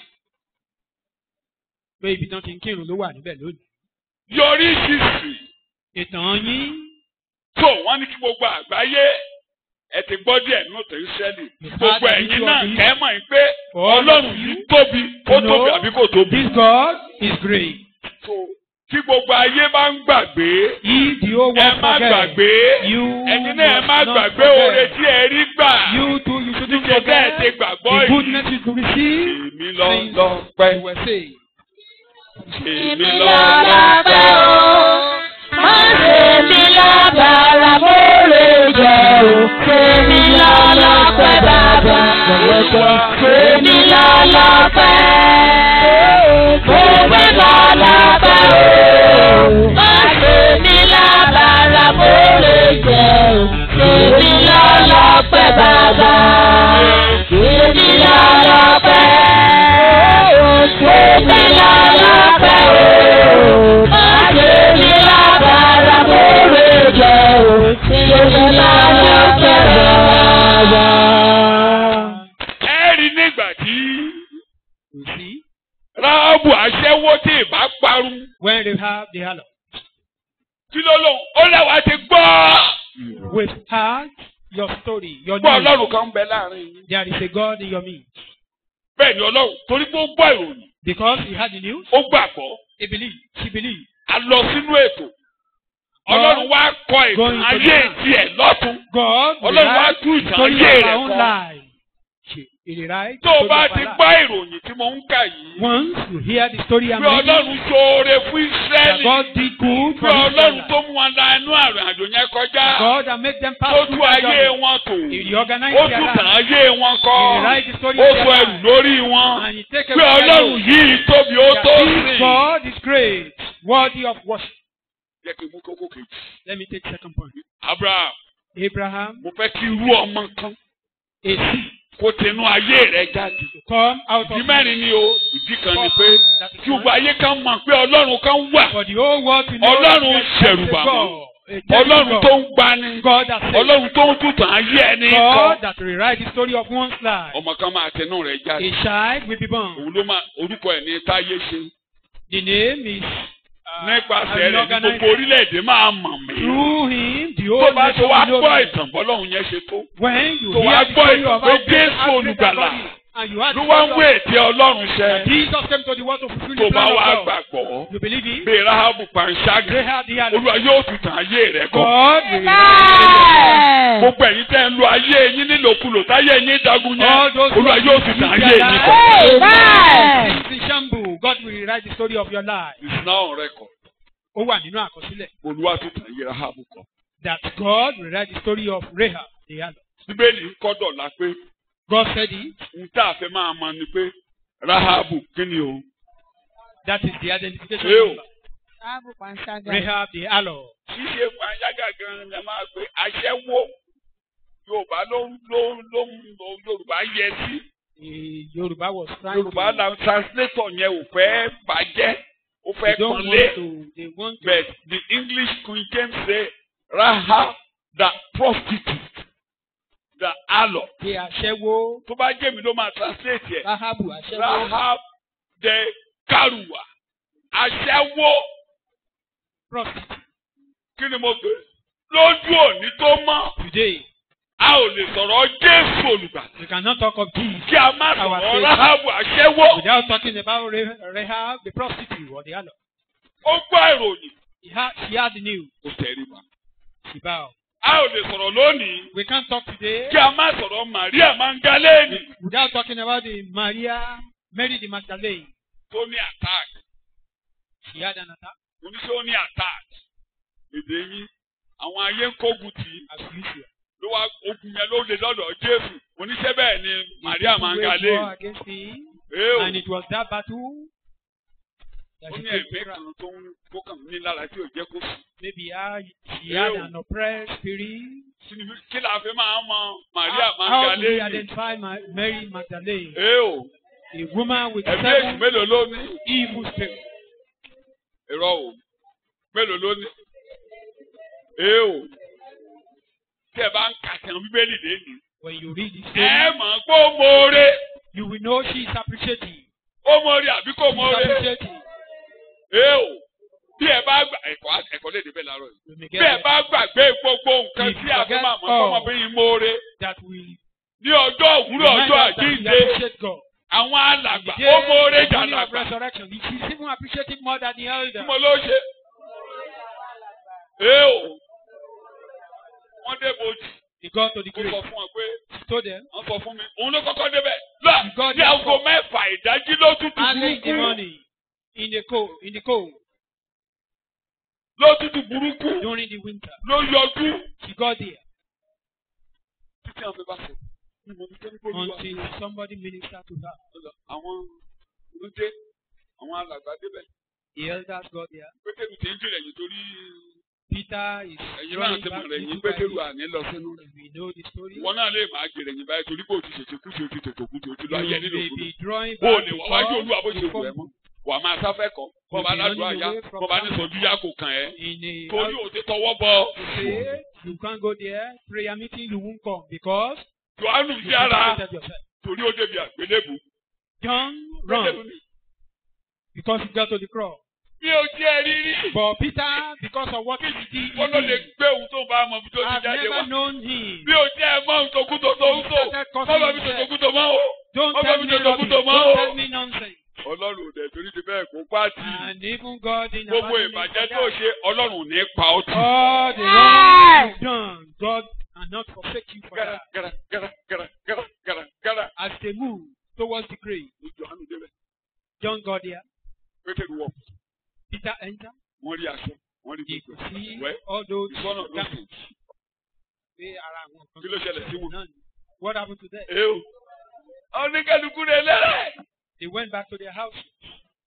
Ah! Mo mọ̀ọ́re jẹ́ ìṣe. Mo mọ̀rẹ́ Jésù ṣe láyé mi o. Mo mọ̀rẹ́. Ó dàbẹ́ ni pé ẹ̀kọ́ àárọ̀ yìí lọ síbi pé mo mọ̀ọ́re. Is as if the sermon for this morning is Fa going omi to fa mi. appreciation. The thing is drawing me towards appreciation as they were Lómi ṣe náà wandering òun ká. about, wandering Ẹ̀mí about. ìmoore yẹn mi lè ká. The spirit of Bàbá rẹ̀ á. appreciation. Ta ló gbé bàbá rẹ̀ á? Who took Ta our ló gbé bàbá rẹ̀ á? who took our Bó ni wọ́n gbé yà sí who o? took her? Who took him? Bàbá náà wá rí i pé And the ọmọdé father ìmoore. observed that this Olóore á yọjú sí ọ láàárọ̀ yìí. Amen. Ó lè mọ̀ọ́re kó lóore má pàdé You rẹ̀. cannot be Olóore yẹn á appreciative and not pàdé be rẹ̀ lọ́nà. appreciative. Olóore á pàdé rẹ̀ lọ́nà. Olóore á pàdé rẹ̀ lọ́nà. Ó ti ṣe náà ràn. Bẹ́ẹ̀ ó ti yíra padà. As she was Ó ti gbé ìkẹta fi ń wẹ́ẹ̀kì fúláwà dání. he changed Ó ti and fẹ́ took fìlà kúrò a wá. watering can. Ó ti gbé omi tán fi ń wẹ́ẹ̀kì fúláwà Took dání. a watering can. Kí ni ó madam kí ló wá débi? Arábìnrin, what are you looking for? Alàgbà. Elder. Àbí o mọ bí o gbé olúwa mi tí kò bá mi gbé Where jáde. did you keep my love? Ẹ̀yin náà mọ discussion. We know the story. Discussion máa wà ń lọ. The discussion Ìgbà continued tí ó wá rí pé when he discovered that ọmọ tó mọ̀ọ́re yìí, this oore á máa appreciation wárí. good thing will locate them. Tó o bá mọ̀ọ́re, oore á máa wá orí. When you appreciate it, good thing must locate you. Tó o bá mọ̀ọ́re, oore á máa wá orí. You appreciate it, good thing Mo will fẹ́ kó eventually oore locate you. Ọlọ́run máa wá ọmọdé yìí rí. I want the goodness of God to locate you. Maria. Jesus called her. Bravo. Rabbi, You will now be my first evangelist. ìwọ ni wàá jẹ́ You oníhìnrere will mi now àkọ́kọ́. be the first person to carry good news. Ìwọ ni oníhìnrere mi Ìròyìn àkọ́kọ́. ayọ̀ ló máa rí ìwọ ọmọ. Amen. Ìròyìn ayọ̀ á máa tẹnu ayé rẹ̀ Amen. Gbogbo ohun ayọ̀ á máa tẹnu rẹ̀ jà. Amen. Ìwọ ọmọ yìí, Of God. òrò ayọ̀, ayọ̀ ló á máa rí jà. Amen. Àwẹ̀ mọ́re o. Be appreciative. Go and tell my brethren, Lọ sọ fún àwọn arákùnrin coming to Galilee. pé mò ń bọ̀. Begin to declare it.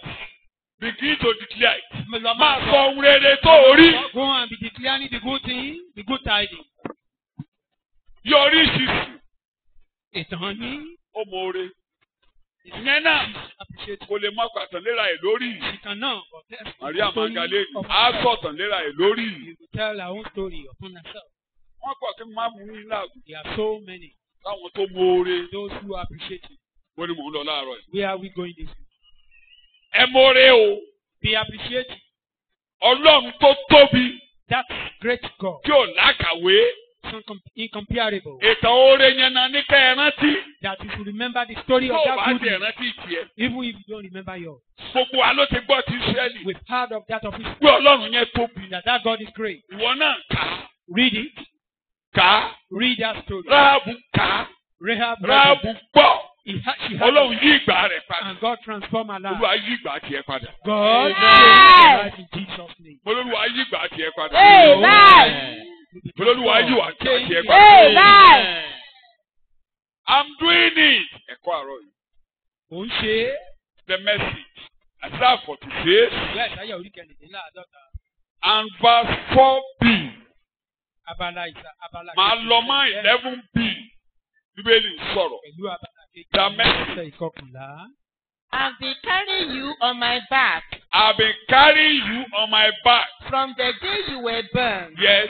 and I'll keep on carrying you when you are old. I will keep on carrying you when you are old. I'll Yes. be there bearing you when you are old and gray. Yes. I've done it, Yes. and we keep on doing it. Thank you. I've done it. Mo ti ṣe. I keep on what? Doing Màá it. sì máa tẹ̀síwájú nínú ìṣe rẹ̀. 11 weeks. I've said it. You. I've said it, Yes. and I most certainly do it. I will most certainly do it. Mo I've ti sọ. planned it. Màá I sì have ṣiṣẹ́. already planned it. Mo ti ṣètò rẹ̀. It's as good as done. Gbàgbé ẹ̀. Mo ti ṣe. That I've done it. Mo ti ṣe nú ètò mi. I've done it in my plan. Ìyẹn mo ṣe fún yín ní Ọlọ́run tó mọ̀ yín tẹ́lẹ̀ kí ẹ tó wáyé. That was Tó why mọ̀ I pé told you, God has ètò known tọ́lọ́run you ṣe ever òfin before Paul you came to àpótélì this world. ṣàpẹẹrẹ ẹni tó jẹ́ I made Paul the apostle. eléwu ènìyàn. Kí Ọlọ́run ètò tọ́lọ́run ṣe ó mú Bíbélì ṣẹ ó fi ọmọ rẹ̀ hàn nínú Of God. ìjọ tí a bá ti fi Jésù hàn nínú ayé rẹ̀ In your life. ètò Ọlọ́run á máa ṣẹ. The day Jesus will reveal in your life, the plan of God will be revealed in your Àwọn ọmọ mi life. ló kọ́ lórí Like one of bá our mi sons. jó. Wá yìn Bàbá bàbá ètò Ọlọ́run ṣẹ. Ìwọ mi ni bàbá gbé sókè. Peter gbàhùn rere. Òróró títún ní Jésù dá. Lémi ní orí. Àgbè mi nílé Olúwa. Bíbélì sẹ́wọ̀n mi. tó o bá ìgbà Jésù. You are yet to Kò sí receive life. àkọọ́lẹ̀ ìrere kan tó fẹ́ ṣẹ. There is no Wà á máa document, ti good rú ibi document. dé ibi. Moving from one evil to Ìwọ́n tó another. bá dọ̀dọ̀ Jésù. Once you come to Christ, Gbogbo àkọọ́lẹ̀ ìrere tí a kọ lórí ayé all rẹ̀ good yóò ní things ìmúṣẹ. concerning you Amen. will come to pass. Wọ́n á ní àwọn ọmọbìnrin kan. A woman was called. Bàbá ikú, Her father ìyá ikú. Mo lórúkọ And ìjẹ́ Ẹ́sítérì. calling. Mo ló ní or ẹ̀gbọ́n kan bearing tó mú Esther. fira. He has an Mo uncle. lọ́mọdé ilé tí ọ̀rọ̀. This child, he listened. Mo sọ̀rọ̀ púpọ̀ ohun tó fà mí ò ní sọ lónìí mọ́. I said much about Ó it. létí ọ̀rọ̀. She listened Torí ó létí ọ̀rọ̀. because she's attentive. Àwọn ọ̀rọ̀ tá ń bá sọ ó ń gbọ́. All that they've been telling her, she Ọlọ́run ní listened. mo létò fọ́mọ yìí. And God said, I have a plan for this child.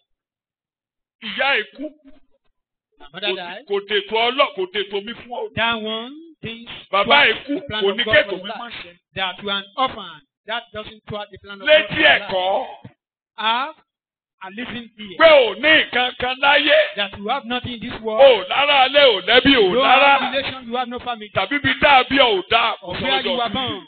I said it on Tuesday. Kò ní kètò Ọlọ́run má ṣẹ. That does not prevent the plan of God from being fulfilled in your life. Bẹ́ẹ̀ ni Ọlọ́run ṣíwò ìrántí kan bàbá tí ó mú Módé tó mú Ẹ́sítérì sílé. And God opened the book of Tọ́lọ̀ bá remembrance. dẹ̀ ti ṣíwò ìrántí kan dájú ẹ̀ ó máa kàn ọ́. Once your own book of Kò lè remembrance dá is fún bàbá ẹ̀ open, kéyà jẹ́ or ọ́. once your father's book of remembrance is open, Tó bá ní bàbá máa gbàdúrà fún. it will be tó bá sẹ́nu wa gẹ́gẹ́ bí bàbá nínú Olúwa gbàdúrà fún wa dáadáa. Continue praying for tó bá ti ń gbàdúrà fún wa olùgbà yóò lè máa bínú pé àdúrà pásọ̀ náà kàn fún gbogbo ìnígbà. You may be angry tí Ọlọ́run bá ti that ṣíwèé you are rẹ only síkàn praying mi for pastor ó alone. máa kàn ọ́ abẹ́ẹ̀ni Once kàn ọ́. God remember me, mo ní you'll sẹ́ẹ̀ni be kàn part of ọ́. me.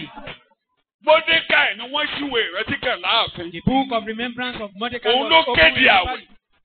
He proclaimed fast. Inú ààfin ni Ẹ́sítérì ìbá kú. Esther would have died in Bó the tilẹ̀ jẹ́ palace. pé Though Olúwa ti rántí rẹ̀ á ti fi jẹ ayaba. God had remembered her and been a queen. Ṣùgbọ́n nígbà tó gbọ́ tẹ bàbá But rẹ̀, when he obeyed wọ́n her jọjọ wọnú father's àwẹ̀ lọ. command, they entered into a fast. Tí Ọlọ́run rántí And God bàbá remembered rẹ̀ Mọ́dékàì. his father, Mordecai, or her father. Òun náà ò parun sáàpin. She was not ruined. Oore yẹn ṣàn dé ìsàlẹ̀. That goodness Oore Ọlọ́run yóò ṣàn nínú come ayé down. rẹ̀. The goodness of God will locate you in Ètò Jesus' kan ò name. lè ṣe tó bá dọ̀dọ̀ Jésù. There is no plan that can be fulfilled without you Ọlọ́run á coming dá, to Ọlọ́run á Christ. dá. God Ìsìnkú with God, Ọlọ́run God fẹ́ with dá. God. There is nothing Ìdájọ́ God kan with tó wà God. ẹnikẹ́ni tó bá gba ọmọ gbọ́. Ó ní The ìyè. only judgment that is Ẹni tí kò bá ọmọ anyone gbọ́ that believes yóò in jè. Jesus will live. He that made it. Èyí ni ìdájọ́ náà. This is the judgment. Èyí ni tọ́lọ́run máa dá. This is what God will Ọlọ́run á dá. judge. Ọlọ́run á dá. God will judge. Ọlọ́run á dá. Go ahead. Ọlọ́run á dá. God will judge. Wọ́n kàn fi ìyà jẹ mí sá. They are only Ọlọ́run á dá. controlling me. Èyí ni ìdájọ́ náà. This is the judgment. Ayé fẹ́ràn òkùnkùn tú. The word Lord. Torí kẹ́nẹ́. Because the work of their hands. Ẹjọ́ tọ́lọ́run máa dá ni pé The judgment of God is. tó gba Jésù. Do you believe Christ Àbó gba or Jésù. not? Tó o bá ti rí gbàlà. Once you are Gbogbo saved, àwọn tó péjọ lórí ayé rẹ̀ Olúwa yóò tú wọn all ká. those who are Amen. you, Èyí God ni will scatter them. ìdájọ́ náà. This is the judgment. Má tẹ̀lé òkùnkùn lẹ́yìn o. Don't follow them. Èyí ni ìdájọ́ náà. This is the Tó o judgment. bá fẹ́ràn òkùnkùn. If you love Máa ní darkness Ọlọ́run á dá káàkiri. and you are saying Ọlọ́run á God dá will káàkiri judge, máa God lọ. will Ọlọ́run á judge. dá káàkiri. Continue saying Ọlọ́run that. lẹ́lẹ́jọ́. Ọlọ́run God lẹ́lẹ́jọ́. will judge. Ọlọ́run ló máa dájọ́. Ọlọ́run ló máa dájọ́. It's God Ó that gba will judge. Jésù. Ìyà You rẹ̀, didn't accept your that. suffering continues. Ìyà rẹ̀ á tẹ̀síwájú. èyí ni ìdájọ́ náà pé ìmọ́lẹ̀ wá sí ayé àwọn ènìyàn sì fẹ́ òkùnkùn ju ìmọ́lẹ̀ Ó lọ kọ ìmọ́lẹ̀. torí tí iṣẹ́ wọn burú. You rejected life.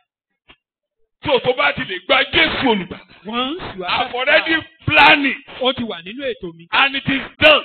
Mo ti ṣe é. Ìgbìyànjú ni mo kéde jẹ́jọ́. That was what we What's God said doing? last week. Kí lọ́lọ́run ṣe ọ̀hún?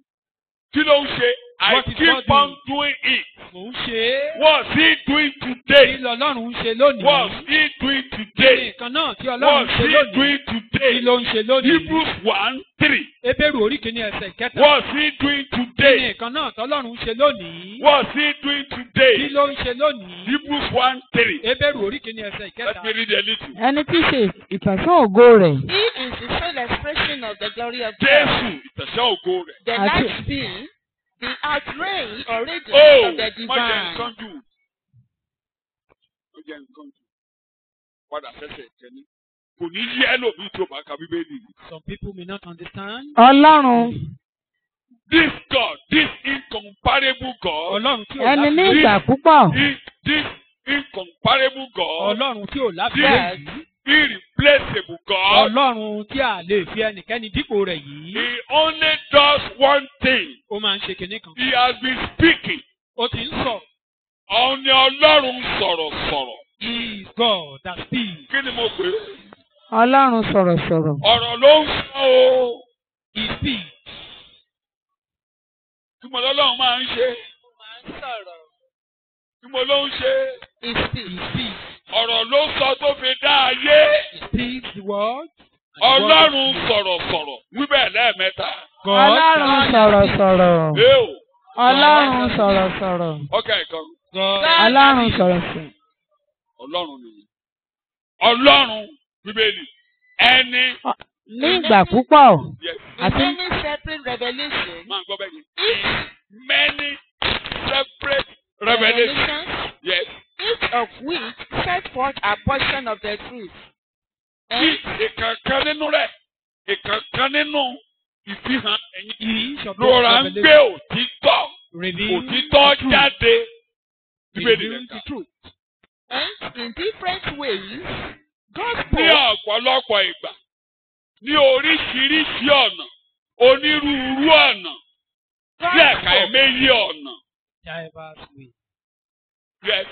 God spoke of old to our forefathers. Láyé ìgbàanì, ó bá àwọn bàbá Ísírẹ́lì sọ̀rọ̀. And by the prophets. Ìgbà tó dẹ̀ bá wọn sọ̀rọ̀ yìí, wọn ò fojú rí Ọlọ́run rí o. While he was discussing Mo ní wọn ò with them, ṣe. they never seen God. Mo ní wọn ò ṣe. They They didn't never see see God. God. Ó ti pa àwọn wòlíì bá wọn. He speaks to them through the prophets.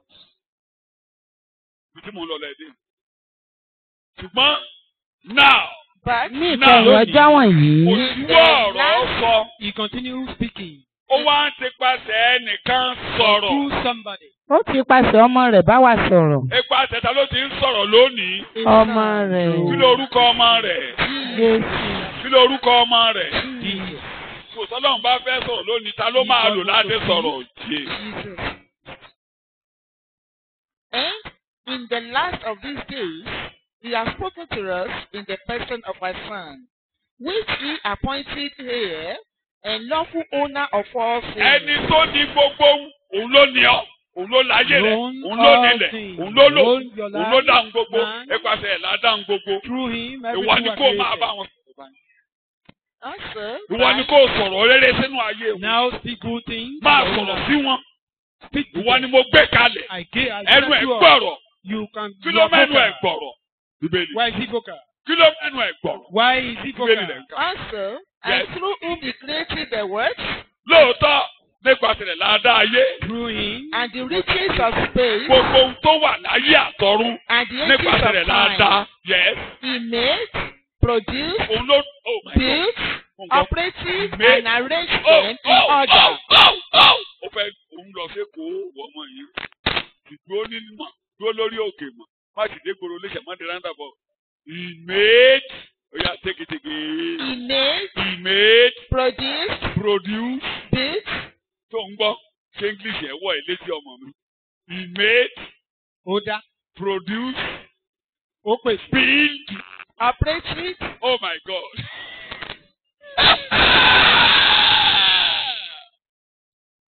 Made. Produce. Build. Operated. and arranged them in order.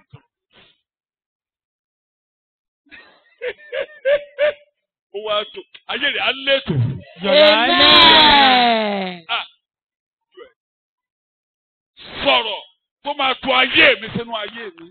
Speak Sọ̀rọ̀ the word that tó will máa jẹ́ kó organize my gbogbo life. wà létò nínú That ayé will mi. make everything in order in my life. Sọ̀rọ̀. Speak. Ìwọ ló ń tó nǹkan. You are chief organizer. Ní orúkọ Jésù ni mo gba àdúrà. In Jesus' name. Bóyá máa we ká pray. lọ. Kí ló ń mú? Kí ló wá fún láṣẹ? What gives him that Lẹ́yìn authority? ìgbà tó ń tó gbogbo nǹkan. After Kí ló jẹ́ kẹ́nu ẹ̀ organizing gbọ̀rọ̀? everything. Bíbélì Why rẹ̀ is he kà. vocal? He is the sole expression of the glory of God, the light Tó o bá ti ní ògo, When we talk of glory, ògo Ọlọ́run, talking of glory ògo of God, Ọlọ́run, talking of glory of God. ògo Ọlọ́run rèé. This is the Àwòrán glory rẹ̀ of God. fúnra ara This rẹ̀. is his own Ògo image. Ọlọ́run The glory rèé. of God. Kí ló mẹ́nu ẹ̀ gbòòrò? Ó yá. because he is the sole expression of the glory of God, Yes. the light being the outreign or radiance of the divine. Ayé rẹ̀ á radiant. Amen. Ayé ẹ̀ máa radiant, kó máa radiant, kó máa radiant, kó máa Your radiant. life will Ẹni tó máa shine. máa yẹ ẹ̀tàn náà rèé. That is the message Ògo that mi we yóò make. yọ. Ọ̀rọ̀ mi. Ọ̀rọ̀ mi àṣeyẹ agbára fún mi. Ẹni tó máa jẹ́ kó tan náà The rèé. person that will make you radiant. Díjú ẹ lórí ẹsẹ̀ rẹ̀. Close your Ìwọ eyes ní to your ìtànná ìtànṣá ògo Ọlọ́run. You are the radiant, Fún ayé mi shining tanná. light of God. Make my Ìwọ ní life radiant. ìtànṣá ògo Ọlọ́run. You are the radiant of Fún God. ayé mi tanná. Make my life shine. Fún ayé mi tanná. Make my life shine. Fún ayé mi tanná. Make my life shine. Fún ayé mi tanná. Make my life shine. Jésù Olúwa wa. In Jesus' Jókòó. name. Sit down. Ọ̀ya kí ló fún ní ọ̀rọ̀ sọ́sẹ́? Kẹ́nẹ́ kan wà bẹ́ẹ̀. Bẹ̀rẹ̀ kọ́ nǹkan ẹsẹ̀ kẹta. Yes. He is the sole expression Lẹ́yìn ìgbà tó parí ìwẹ̀nùmọ́ ẹ̀ṣẹ̀. Ọ̀ya. After the cleansing. and he is the perfect imprint and very image of God's nature, Yes. upholding and maintaining and guiding and propelling the universe. by his mighty word of Òun ló power. gbé ayé ró o. He upholds this Òun ló ń universe. darí ètò ayé o. He's controlling the Òun ló affairs ń of the jẹ́ káyé world. rẹ̀ dàrú He's the o. one that will not allow your life to be Olùèdè thwarted. ńlá kan, òun ni pòpẹ́là tó ń mú ayé rìn o. He propelled this world. Tí pòpẹ́là bá ti yọ nínú mọ́tò, Once the propeller is removed from a ó vehicle, máa mú will that vehicle move? o. Tó bá ti fi kíkí à, á máa sáré lọ Once gẹ́gẹ́. you put it into gear, it will Tí be running. pòpẹ́là ò bá sínú aeroplane, kí ló máa ṣẹlẹ̀ No sí? propeller in an Ohun airplane. tó máa No gbáyé rẹ rìn. what Tó will máa propel gbáyé your rẹ life? ró. That will Tó uphold máa your gbé ọ life. débi tó ń lọ. That will lead you Ó to ní where you are Jésù going. ní pòpẹ́là tó ń Jesus gbélé ayé is ró, that tó propeller ń that darí is ètò propelling ayé. you. Ṣé Bíbélì wọ̀ mí létí? Do we understand? Tó o bá ti kọ Jésù sílẹ̀ ò rẹ́ra rẹ jẹ. You forsake Jesus. Kò fún tó máa gbé ayé rẹ ró. There is Kò nothing fún to tó máa uphold mú your life. ayé rẹ tan náà. Nothing will make your life to Kí ló shine. fún ní ọ̀rọ̀ sọ? Bẹ́ẹ̀ ni mo What lọ fẹ́. made him When he broke out acts among his colleagues? by offering himself, Where he acts, by offering now himself, that he's doing it, he had already done. Ó ti ṣe. Ó fi ara rẹ̀. Yes. when he acts by offering himself, accomplished a cleansing of sins. Tó parí gbogbo ètò pé ohun tó ń bí Ọlọ́run nínú. Mo fẹ́ lọ gbé ìbínú kúrò níwájú Ọlọ́run. That I want Mo to fẹ́ remove the rod from bí the ẹ̀ṣẹ̀ presence of kúrò God. níwájú To Bàbá. remove sin from God. Ẹgbẹ́dẹ̀ mi o. Listen to me. Mo fẹ́ bí ẹ̀ṣẹ̀ I want kúrò to remove níwájú sin. Ọlọ́run. Mi ò fẹ́ kẹ́ṣẹ̀ sí níwájú Ọlọ́run I ẹlẹ́dàá. don't want the sin to remain there. Lẹ́yìn ìgbà tó parí pé mo wọ ẹ̀ṣẹ̀ mọ́ níwájú the Ọlọ́run. cleansing Ẹgbẹ́dẹ̀ mi o. of the Mo wọ ẹ̀ṣẹ̀ mọ́ I níwájú washed Ọlọ́run. away. I cleansed all sins. Ó wá jókòó sí i. He is now sitting. He sat down at the right hand of the divine majesty Ohun tó on fún ní earth. ọ̀rọ̀ sọ. What make him Ó broken? lọ wọ ẹ̀ṣẹ̀ nù níwájú ta ni He mo washed pè é. away all sin from the presence of God. Tó fún ní ọ̀rọ̀ sọ. To make him broken. Ó ṣe ẹbọ fún ẹ̀ṣẹ̀. He made Ó lọ gbẹ̀ṣẹ̀ kúrò. Ẹ̀ṣẹ̀ ní wàhálà ènìyàn and láyé. remove sin from the presence of God. Sin is the problem. Major Ẹ̀ṣẹ̀ ní problem ìṣòro of ọmọ man. ènìyàn láyé. Sin is the major problem of man. Tí ọ̀rọ̀ rẹ̀ lè ṣẹ mọ́ yín lára. For his word to be Tí fulfilled in your àkọọ́lẹ̀ life. tọ́lọ́run kọ yẹn kó For lè that plan ṣẹ. of God to be fulfilled. Iṣẹ́ tó ń ṣe lónìí. The work is doing Ó today. wọ ẹ̀ṣẹ̀ nù níwájú He ìtẹ́. washed away sin. Ó ní from mò ń the máa throne. ṣe mò ń ṣe lọ́wọ́. Ó I'm lọ mú doing it, ìjókòó and sí I'm ọwọ́ doing it. tó ń ta ni. I'm sitting by the right hand of Débi God. lọ́jọ́ mẹ́jọ. A ò lè sọ gbogbo ẹ̀tàn lónìí.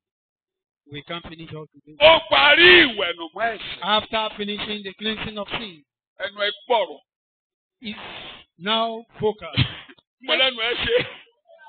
Kò sóhun tó lè mú ẹ̀ṣẹ̀ kúrò. Nothing can take it. Ọlọ́run ń bínú láti rán dé. God was vexed. Ó bínú sọ Ádámù dànù. Ó bínú sọ ayé inú Ádámù. In his verse, Ísírẹ́lì àyànfẹ́ rẹ̀. Adam Gbogbo ìran Ísírẹ́lì even pátápátá. Israel Ó bínú sí Mósè. Ó lójú ló fi he was èdè rẹ̀ vexed wá. on Moses. Gorí You òkè see, he Písígà never lọ. tasted. Wo ní Go to ìbò Mount òwò Pisgah. sọ̀hún. Look at this Ilẹ̀ náà land. tí mo búra nìyẹn. This is Ìwọ ò ní land wọ I àánú rẹ̀. promise. You will never enter. Ó into bínú ó that. sọ́dà. He was vexed and throw him away. Inú bí èṣù. Satan Kó wọn also was jèrè rẹ̀ vexed. Ọlọ́run. Mi ò fèsù lé ọ lọ́wọ́. Àbí mi ò fi Mósè lé ọ lọ́wọ́. I didn't hand over Moses into your hand. Mi ò fi lé ọ lọ́wọ́. I didn't hand him over to Sọ you. bẹ́ẹ̀ ẹ̀yin tó ti rí gbàlà. Oh. Ó so oúnjẹ èṣù. That you are saved. Ee Tell o. yourself, Èṣù àfi mí lé I'm ọ not a lọ́wọ́. deal to Satan. Ọlọ́run ò gbé mi lé ọ God has lọ́wọ́. never handed me over to Àbọ̀wọ́ you. èṣù ló Or wà. are you in the hand of Satan? Àbọ̀wọ́ èṣù ló wà. Are you in the hand of Satan? Àbọ̀wọ́ èṣù ló wà. Are you in the hand of Satan? Lajú kò wò mí. Open your eyes Ojú and òní look rìn at jìnnà me. tí màá fi parí ẹ̀kọ́ àárọ̀ yìí. I will round up soon. Màá lọ ẹ̀kọ́ àárọ̀ ìmọ̀sọ̀jọ́ mẹ́jọ. I will join this one to that of next. Gbogbo ayé wà lọ́wọ́ agbára The ta ni. whole world are in the hand of that. Ó rò pé ọwọ́ òun ni Mósè wà. He thought Mo Moses máa was ń in gbé his wọn hand. ní. I do Ò bá capture àlá, them. ò bá omi ìbá àdẹ̀jẹ̀. Ò bá Whatever àṣòkò miracle you pupa perform, ilé òkàn mi. that is one of Oúnjẹ them. mi ni ọ́. You Mo are máa my gbé ọ. I will capture you. Èṣù ò ṣe eru rẹ kọ́re ni. Moses, Satan, this is not Mi a ò gbé Mósè lé ọ I lọ́wọ́. never once surrender Moses to your hand. Ó ní ti Ọlọ́run ni àwa. We are of God. Ọmọ Ọlọ́run láti wá ti wá fi òye yé wa. The Son of God came. Gbogbo ẹ̀yin tó bá ti Show gba us Jésù. understanding. All those Tí who ẹ gbé Jésù. accepted Christ, Ẹ gbé Kristi. you put on Tí ẹ gbà Christ. ìbọmi lẹ́yìn ìgbà tí ẹ gbọ́rọ̀. You Ẹ are gbé baptized Jésù. after the war. Ẹ ti dìde eléra. You are not somebody that anyone can just carry. Tó mọ ti eléra. You know, a wood with hands. Or with, A máa ń sọ pé ọmọdé nìkan ni. We do say it's only young ones that Àgbéjì cannot carry lọmọdé such gbé. food. Obìnrin ńkọ́? What about women? Tó bá di ti eléra sínú èlú rẹ̀. And a women carry such Ẹ food o. Tó bá ń pọ̀ jù orí ló ti máa. before you go eat. Tó bá tiẹ̀ jẹ́ di eléra tó ní ìjà lọ, èèrà pọ́pá. Àtòrí ló ti máa sọ kí òun dà. Ọkùnrin tó bá gbégi eléra, òun ló máa gbé délé. Any man that Ew. carry a wood Ẹ o. with hand, will he be able to carry them Lórí ẹsẹ̀ rẹ̀. on your feet? Bí o ṣe oúnjẹ èṣù. Bí o ṣe jẹ́ èṣù. I'm not so Satan. O lè rí nǹkan mú nínú ayé You mi. cannot get anything in my O lè life. rí ìkẹ́kẹ́ gbé nínú You ayé have mi. nothing to take in my Ní life. orúkọ Jésù gbé e In the lẹ̀. name of Ohun tó Jesus. fẹ́ Drop gbé gbé e it. lẹ̀. Drop it. Gbé e lẹ̀. Drop it. Gbé e lẹ̀. Drop it. Gbélé ọmọ lẹ̀. Gbé ọmọ mi lẹ̀. Drop my Bí womb. tú Drop ọwọ́ my rẹ nílé child. iṣẹ́ Put mi. your hand in my Bí ẹ̀dọ̀ mi lẹ̀. Bí o ṣe oúnjẹ Leave my èṣù. liver. I'm not Bí a o meal ṣe for oúnjẹ Satan. èṣù. I'm not a meal for Satan. Ní orúkọ Jésù ni mo gbàdúrà. In Jesus' mighty name we pray. Torí ẹ ti mo ti di ẹni ra padà. You are now redeemed. Ẹ̀jẹ̀ rẹ ló wẹ ẹ̀ṣẹ̀ mi nú. Lord, wash away my Torí sin. ẹ̀jẹ̀ Jésù wẹ̀ Because of yín the mọ́. blood of Jesus that wash away sin. Gbogbo ìka èṣù kó tú ọwọ́ nínú ayé yín lò. Every hand of Satan be loose. Ní orúkọ Jésù, gbogbo ọwọ́ èṣù kó tú ọwọ́ nínú All ayé. strange hands, let them be loose. In the name of Jesus. Ẹ ṣèrú èṣù. You are not for Satan. Ẹ ṣèrú èṣù. You are not for Satan. Gbogbo ohun tó gbẹ lórúkọ Jésù gbé e lẹ̀. All that he has done. Amen. Lórúkọ Jésù mo gbàdúrà. In Jesus' Amen. name we pray. Mo ń sọ̀rọ̀ ìbínú Ọlọ́run. I'm talking about the wrath of God. Sit down. N tó bí Ọlọ́run nínú. What made God to vex? Tọ́lọ̀ ń gbé Mósè dà. That God Tó bí sent tẹ́ḿpìlì away dà. Moses and pulled down Tó lé the gbogbo Ísírẹ́lì sígbó. and send and scatter all the Israelites. Mo lẹ́nu Jésù gbọ̀rọ̀. That Jesus is so Bí broken. Ọlọ́run Like God, ò ní bínú mọ́. you will no more vex. Ẹ̀yin ọmọ. You children, Ẹ̀yin ọmọ. you children, Gbogbo aago ìbínú tó wà lọ́wọ́ yín. all the cup of Òǹgbẹ ń gbẹ mí. wrath in your hand. I'm Gbogbo wọn thirsty. dẹ̀ ń kóra wọn jọ. They gather. Wọ́n lọ gbé aago ìkorò. They now to Aago ìgẹ̀dẹ̀gẹ̀dẹ̀. Aago Abẹniga. ìbínú Ọlọ́run. Àwọn address. agbèlé Jésù lọ́wọ́. They Jésù wá gbé mu bó ṣe mú tán. drank it. Ìbínú Ọlọ́run The pa. moment finish that drink, and the wrath of God. Jọjọ, ó ti ti pè nípa ẹ̀bọ̀ kan tí Jésù ti rú fún mi. Ó tó fún mi. Ó ti tó fún mi. Kò sí tó fún mi. Ó tó fún mi. Ó ti tó fún mi. Jésù ti tó fún mi. Ẹgbẹ́ wa. Bring it. Gbogbo ẹ̀yin tí ara bá ní láàárọ̀ All that have been yìí. afflicted this morning. Tí ẹ rí i pé ọwọ́ ìnira wà lára yín. And you felt the Tí ẹ̀rù pọ́lọ́run ló ń bá yín jà pọ́lọ́run ń bínú. you that God is vexed. Ìkorò ayé yín ẹgbẹ́ wá. Surrender the bitterness Aago of your ìbínú life. yẹn ẹgbẹ́ wá. Surrender that cup of Nígbà tí wrath. Jésù gbé ó ló parí. When Jesus took it, he said it is Ìbínú parí. the wrath is finished. Ìnira parí. Affliction is finished. Ìhòòhò parí. Amen. Ẹ̀gún parí. Ìrìnkèrindò nínú gbẹ́lẹ́gbẹ̀jẹ̀ parí. Àṣẹnu parí. Wasted. You won't waste away in the name of Jesus. Níṣòfò dànù lórúkọ Jésù. Torí ó parí ìwẹ̀nùmọ́ ẹ̀ṣẹ̀. Because he finished the cleansing Ẹnu of kókó sin. kan sí méjì ká máa lọ lé. Maybe a point of two. Ó sì mi ò ní ṣàlàyé yẹn lẹ́kùnrẹ́rẹ́. I will now explain in detail. Ó ṣílẹ̀kùn ìtẹ́ àánú. He opened the door of the seat of mercy. Torí pé ó gbẹ́bọ lórí ìtẹ́ lókè. Because he took the sacrifice unto the altar. Inú Ọlọ́run yọ. God was happy. Bí orin àwọn ọmọ yẹn. Àánú dípò ìdájọ́. Mercy instead of judgment. Àánú dípò pé ó ti lọ pa ẹ̀ṣẹ̀ rẹ̀ lọ́dọ̀ Ọlọ́run. Kò sí ẹ̀ṣẹ̀. Kò sí ẹ̀ṣẹ̀ No níwájú sin rẹ̀. in his presence. Kò sí ẹ̀ṣẹ̀ ọmọ èèyàn níwájú rẹ̀. No human sin in his presence again. Ẹni tó bá ti wá ń bọ̀ báyìí. Anyone that is coming, Màá máa wọlẹ̀. I be looking down. Ẹyọ ẹnìkan A single person tó múnú mi yọ. that Tó appeals bá to ti me. sọ̀rọ̀. Once he speaks Tó bá ti gbọ́. and you hear, Tó dì mọ́ ọ̀rọ̀ rẹ̀. speak to that word. Ìyẹn ni mo máa wò mọ́ ọ. That is what I be Tó looking bá at. ti rí ọ̀rọ̀ rẹ̀. Once I see the word, Ẹgbẹ́ èdè mi o. listen to me. Sọ̀pọ̀pọ̀ náà sọ. Because he said it. Ẹnikẹ́ni Anybody tó bá whoever, gbọ́ kí ló pè é. hear my word. ẹ má gbàgbé o. Don't forget. Ọlọ́run sọ̀rọ̀. God that Jẹ́kọ̀ọ́ speaks. yé mi. Do we understand Ẹ̀kọ́ the òye sermon? Yé wa. Ee o. Ó yé wa.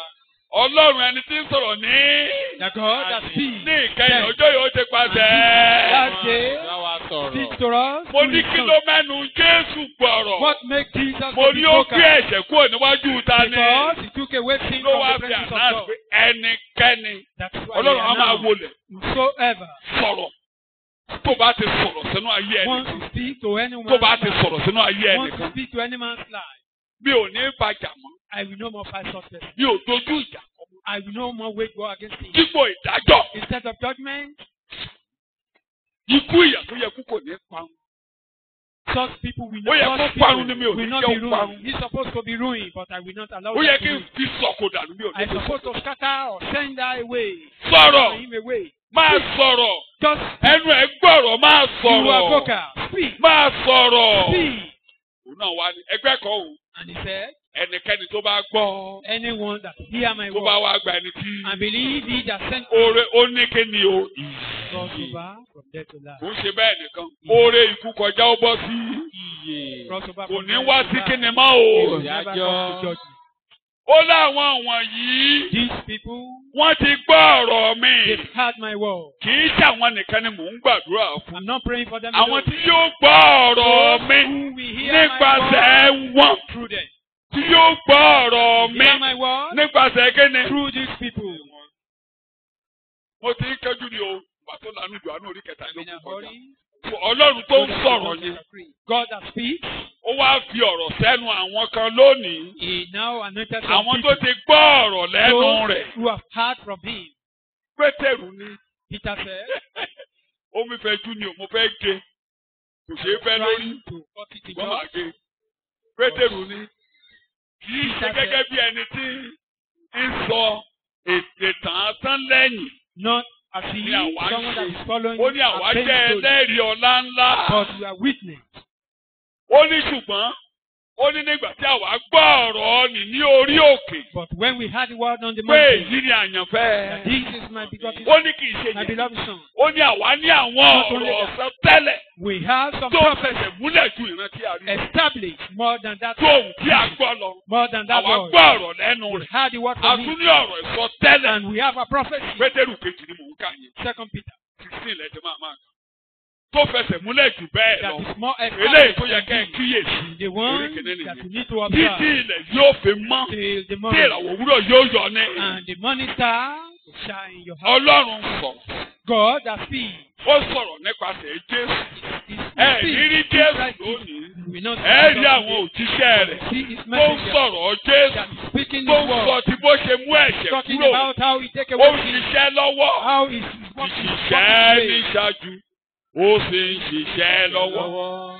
Kò lè dúró láì ṣiṣẹ́. Agbára Agbára kò lè yí padà láíláí. sọ wípé Agbára Ọlọ́run mi ló ṣe rere. today. nínú ẹni bá ti wá gbọ́ ọ̀rọ̀ yẹn Anyone that hears tó the dì word, mọ́ ọ̀rọ̀ yẹn. click to the Ọlọ́run word. á wá bójú wọlé látọ̀run God wá. will now look down from heaven. Mi ò ní parun mọ́. You will not ruin. Ò ní parun mọ́. You will not be ruined. Ó yẹ fún ikú, ó yá bẹ́ẹ̀ yẹn. You are worthy of death.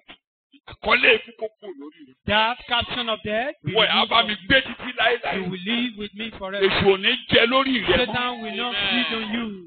Mo gbà ọ́ lọ́wọ́ ayé. I deliver you from the world. Máa rójú mi bá. You will now be seeing my presence. Tẹ àánú ni. That is the throne of mercy. Torí pé ọmọdé yìí ó múnú mi yọ. Because this son appeased me. Mo wá gbé jókòó lórí àga kan. I put him upon Ẹni a bá ti seat. gbọ́ ọ̀rọ̀ rẹ̀, Anyone that hears a máa rí ojú rere. will be receiving favor. Ibi tí ò lérò pé wọ́n á dé láyé á Where he never dé expected bẹ̀. to get there, Orí he will ọ̀fẹ́ get ni. there. That is the grace. Tí àwọn ẹgbẹ́ ẹ̀ ṣe tì. What yóò your ṣe colleague é. are unable to do, you will do it. Ó ń ṣe ìyẹn lọ́wọ́ báyìí.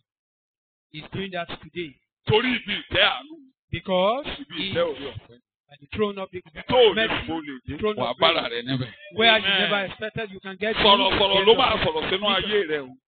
The Lord Tọ́lọ́run that máa wò sees nínú speaks ayé to rẹ̀ that. ní What God ọ̀rọ̀. will be Kí looking ló for in máa your wò nínú life. ayé rẹ̀ o? Ìwọ. Ọ̀rọ̀. Tó bá ti rí ọ̀rọ̀, Once ìdájọ́ kédájọ́ ní lọ lórí ayé rẹ̀ mọ́. no judgment will be descended upon your ẹni bá life. yọ̀dà sí ọ yóò jèbi lórí Anyone ọ̀rọ̀ that draws sword against you will be guilty.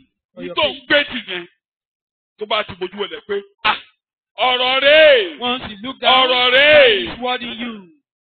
ìṣe kọ́ lọ́run gbàgbé Not that God ọlọ́run forgot. bá wá dákẹ́ tó ṣe bẹ́ẹ̀ ni pé ìyẹn tó bá wá dìde Silent as if he didn't see you. èmi mọ̀ pé olùdáǹdè ló And bẹ̀ if you láàyè now rise up, ẹni tó that gbé my jésù deceiver, wá dìde yóò gbé mi dìde ọ̀rọ̀ rẹ̀ ọ̀rọ̀ rẹ̀ ọ̀rọ̀ rẹ̀ this is the ìwọ word. tó ń ní ọmọ ẹ̀ lára ó gbọ́n tó ń tò You lẹ́nu that are afflicted ó with gbọ́n child, tó ń don't tò you hear lẹ́nu this ó yá confession. kó yọwọ́ lórí ọ̀rọ̀ rẹ̀ Move out of his way. láti àárọ̀ yìí ọ̀tá ọ̀sán ọmú lórí ọ̀rọ̀ ayé rẹ̀ Amen. The enemy will not have upper hand. ọ̀rọ̀ in yẹn á your life. sọ̀kalẹ̀ wá máa fọ́ jáde That word tó will bá come ti down. fọ́ jáde That confessing. ọlọ́run you. ọ̀rọ̀ rẹ̀ nínú ọmọdé yìí This is the ọ̀rọ̀ word in rẹ̀ your nínú mouth. rẹ̀ This is the word. ọ̀rọ̀ ti wọlé This is my word in ọ̀rọ̀ you. tó ń mọ́lẹ̀ nínú The word that òkùnkùn ò lè ṣe shines kéde in darkness. And gbogbo darkness can òkùnkùn tó gbọ́dọ̀ overcome àjọpọ̀ ẹ bì ràdà. it. Every Amen. darkness disappear. orí ọ̀fẹ́ kó máa bá wọn The grace of God ojú rere will ni a máa accompany bá you. wọn The favor of God will torí mo accompany you. lọ́rọ̀ ojú rere a máa bá wọn Because you found the ohun word. tó The gbé grace tì of yẹn God yóò will ṣeé ṣe Amen. ibi tó ń rò pé ó jìnnà kó o lè débẹ̀ wà á bára rẹ níbẹ̀ Amen. torí ọ̀rọ̀ wọlé Because the word enter. n tó fún ní ọ̀rọ̀ sọ What make him broker?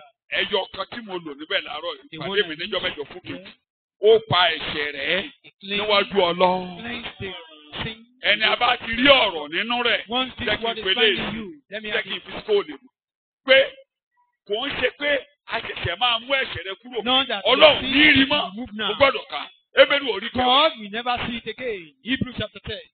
pé ó mú ẹ̀ṣẹ̀ kúrò That he took away sin. ó léyìí ni májèmú tẹ́mi yóò bá This wọn is the dá covenant that 16, 17, 18 ní ọjọ́ wọn ni èyí ni májẹ̀mú tí èmi ò bá wọn dá Kí ni lẹ́yìn májẹ̀mú ọjọ́ wọn tó ni lọ́ọ́ máa olúwa bá wí. wọn bá a lò? Agreement, testament, covenant that àdéhùn will ọlọ́run set up fọ́jọ́ òní The covenant of and God conclude for today. with them Yes. after those days. èmi ò fi òfin mi sí wọn lé ọkàn tẹ̀síbọ́ I will imprint máa my fi laws ọ̀rọ̀ upon mi their sí wọn hearts. nínú inú wọn pẹ̀lú lé èmi ò sì kọ wọ́n tó sí. bá I will ti wá write them ṣọ́ọ̀ṣì on tó their ò minds. kẹ́kọ̀ọ́ You come to church, ó wá you didn't hear anything, it means you didn't call. kí mo lóò ṣe kí mo lóò ṣe You did not ń call. tọ́lọ́run wò ọ̀rọ̀ nínú rẹ God are looking for is word in you. ìgbà tí mo bá ti rí ọ̀rọ̀ níbẹ̀ When I see my word in you, ẹ̀ṣẹ̀ wọn then àti àìṣedéédé wọn lé èmi kì yóò sì rántí I mọ́. remember no more. torí ẹni tó tí mo fún láṣẹ láti sọ The person you have given authority òun ló mẹ́ṣẹ̀ kúrò níwájú mi took away sin. gbogbo ẹni tó ń bá ti rí ọ̀rọ̀ rẹ̀ nínú All yín those that found ẹ̀ṣẹ̀ my ò ní sí lórí orúkọ word, yín word mọ́. in you. Amen. No ó more ṣe kí àṣẹ̀ṣẹ̀ máa mú kúrò None tó bá that ti lè is rí not ọ̀rọ̀ taken nínú away. ayé rẹ̀ báyìí Once mi the ò word ní is in you, rántí mọ́ I will not remember bó it. jẹ èèyàn mi ò rántí mọ́ Even you are a carnival, I will not. A bí carnival, wà I will not àtìkú máa remember it kó again. máa fún bójì You kó are máa dwelling jẹran in òkú Satan, lóru mi ò ní sleeping in the rántí mọ́ grave. I will not remember it anymore. mi ò ní rántí mọ́ I will remember no more. kí wà àtẹ̀bọ̀lá jọjọ máa gbélé You and Mosa, you are dealing together. mi ò ní rántí mọ́ I will remember no more. kó o fò jẹ́ In which kó o tún jọ́kọ̀ àjẹ́ mi ò and ní you are rántí even mọ́ a wizard. I will remember no mi more. ò ní rántí mọ́ I will not gbogbo tó wù remember kó o jẹ́ lábẹ́ whatever ọ̀ you may be tó under jẹ́ heaven ibi that is kò ní evil. sí lórí orúkọ rẹ mọ́. Anything Àbó òkà evil Bíbélì ẹ̀. will never be found upon your name. Ká kẹjẹ kan gbọ́. ẹ̀ṣẹ̀ wọn àti àìṣedéédé wọn lé èmi kì yóò sì rántí mọ́. And their sins and their law breaking I will remember no more. ẹ̀ṣẹ̀ wọn àti àìṣedéédé wọn lé èmi kì yóò sì rántí Then mọ́. goes on to say, and Ẹ̀ṣẹ̀ their wọn sins àìṣedéédé and wọn their law breaking ní èmi I kì will yóò ní remember rántí no mọ́. more. Wá kàmọ́ra rẹ̀ ẹ̀ṣẹ̀ mi My sins àìṣedéédé and my mi iniquities ìwọ ò ní rántí mọ́. you will remember no more. Ẹ̀ṣẹ̀ mi My sins àìṣedéédé and my mi iniquities ìwọ ò ní rántí mọ́. God will not remember Torí ọ̀rọ̀ rẹ̀ ń anymore. gbé inú mi. Because your Òfin word rẹ̀ ń gbé inú mi. Your Lord, Ẹ̀ṣẹ̀ mi my sins, àìṣedéédé mi and my ìwọ ò ní rántí mọ́. you will remember no more. Ó kéde kan mo fẹ́ gbọ́ kí n tó máa lọ ní. ṣùgbọ́n níbi tí ìmúkúrò wọ̀nyí bá gbé wà. Now, Mo ní èmi mo mú ẹ̀ṣẹ̀ rẹ kúrò. where there is absolute remission, forgiveness, and cancellation of the penalty, Káùsì parẹ́. mo parẹ́. ìrúbọ fún ẹ̀ṣẹ̀ kò sí mọ́. Bí ò béèrè ẹbọ mọ́. there No is no request. longer any offering made to atone for sin. Mo parí ẹ̀kọ́. Èmi ò béèrè ẹbọ mọ́ o. Not requesting for any offering. Àánú ló kù o. Mercy. Ìrànlọ́wọ́ ló kù o. Hey. Orí ọ̀fẹ́ ló kù fún wọn o. Mi ò béèrè ẹbọ mọ́ o. Not asking for any Wọ́n náà ló máa dáhùn. sacrifice. Èmi ò lẹ́bọ̀ ọ̀tún mọ́. You will now answer, I have no sacrifice to offer. Bẹ́ẹ̀ máa parí ẹ̀kọ́ sí. Torí Ọlọ́run ọ̀rọ̀ ti sọ̀rọ̀. God of Ó word ń has ṣiṣẹ́ lọ́wọ́lọ́wọ́. spoken. Mi ò ní túbọ̀ láti yanjú ìṣòro kan I have láyé no mi. sacrifice Mi to ò ní offer. gbẹ́bọ mọ́ láti lanu I ayé do not kọjá carry mọ́. any offering. Mi ò ní gbẹ́bọ mọ́ láti rí ojú No rere. sacrifice to Mi ò receive ní favor. gbẹ́bọ mọ́ láti sọ No òkèdè pẹ̀tẹ́lẹ̀. sacrifice to make Mi ò ní anointed gbẹ́bọ flame mọ́ láti before lanu me. ayé kọjá. No sacrifice to pass through this world.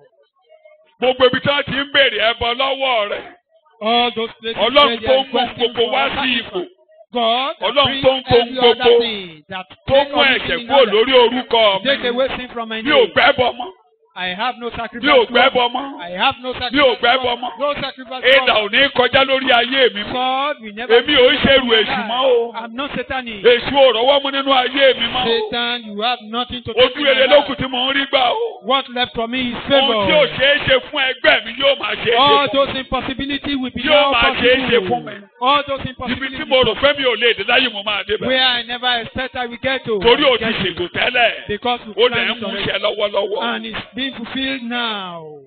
Ní orúkọ Jésù ni mo gbàdúrà. In Jesus' Ìdàmẹ́yìn name. kó kanlẹ̀. Amen. Ìdè lórí ẹsẹ̀ mo ti lo àkókò díẹ̀ Rise nígbà up on tí your sọ. feet. Pé Olúwa mo dúpẹ́ lọ́wọ́ rẹ láàárọ̀ yìí o. The Lord, I thank you.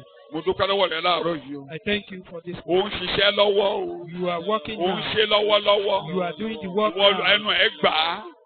You are Ẹnu vocal. ẹ̀ gbà láti You sọ̀rọ̀ are àṣẹ vocal sínú to ayé mi. say, to proclaim, Torí òun mú ẹ̀ṣẹ̀ kúrò lórí orúkọ mi. because He's taking away Ọlọ́run ò from dẹ̀ my ní life. rántí ẹ̀ṣẹ̀ mi. And God will never Kò ní remember rántí my sin. àìṣedéédé He will mi. never remember my Bí ò iniquity. lẹ́bọ̀ ó ti lórí ọ̀rọ̀ ẹ̀ṣẹ̀ mi. No sacrifice to offer on sin. Ọlọ́run ò bá mi jà mọ́. God is no more. So Ọlọ́run ò ṣe o. Thank you. Èṣù mi ò ń ṣẹrù rẹ o. Satan have known your O rọ́wọ́ mi property. nínú ayé mi mọ́ You o. cannot have upper hand O in my rọ́wọ́ mi life. nínú ayé mi mọ́ You o. cannot succeed O in ń my ṣe life again. lọ́wọ́lọ́wọ́. You are doing Torí it òun now, ẹ̀ṣẹ̀ kúrò God. lórí orúkọ mi. Because you take Ó away ti sọ̀rọ̀ àlàáfíà sínú ayé mi. spoken the word of peace into my Bẹ́ẹ̀ ni life. ojú rẹ̀ lókùtà máa bá mi lọ. Your favor is what left for me. Ohun tó ṣòro ó ṣe yóò máa ṣe é ṣe. Those impossibilities will now be possible for me. Ipa ẹ̀dà ìpanu ò ní gbà mí mọ́. The sword of destruction Mo will rí not ikú come kọjá upon bọ́ me. sí I ìyè. cross over there to Torí ọ̀rọ̀ àlàáfíà ti wọnú because the ayé word mi. of peace has entered Ẹnu my ẹ̀ gbà life. á ò ti sọ̀rọ̀ sínú ayé You are mi. vocal. You spoke into my life. Jésù Olúwa wa. In Jesus' name. Ṣàmẹ́yẹ kó kanlẹ̀. Amen.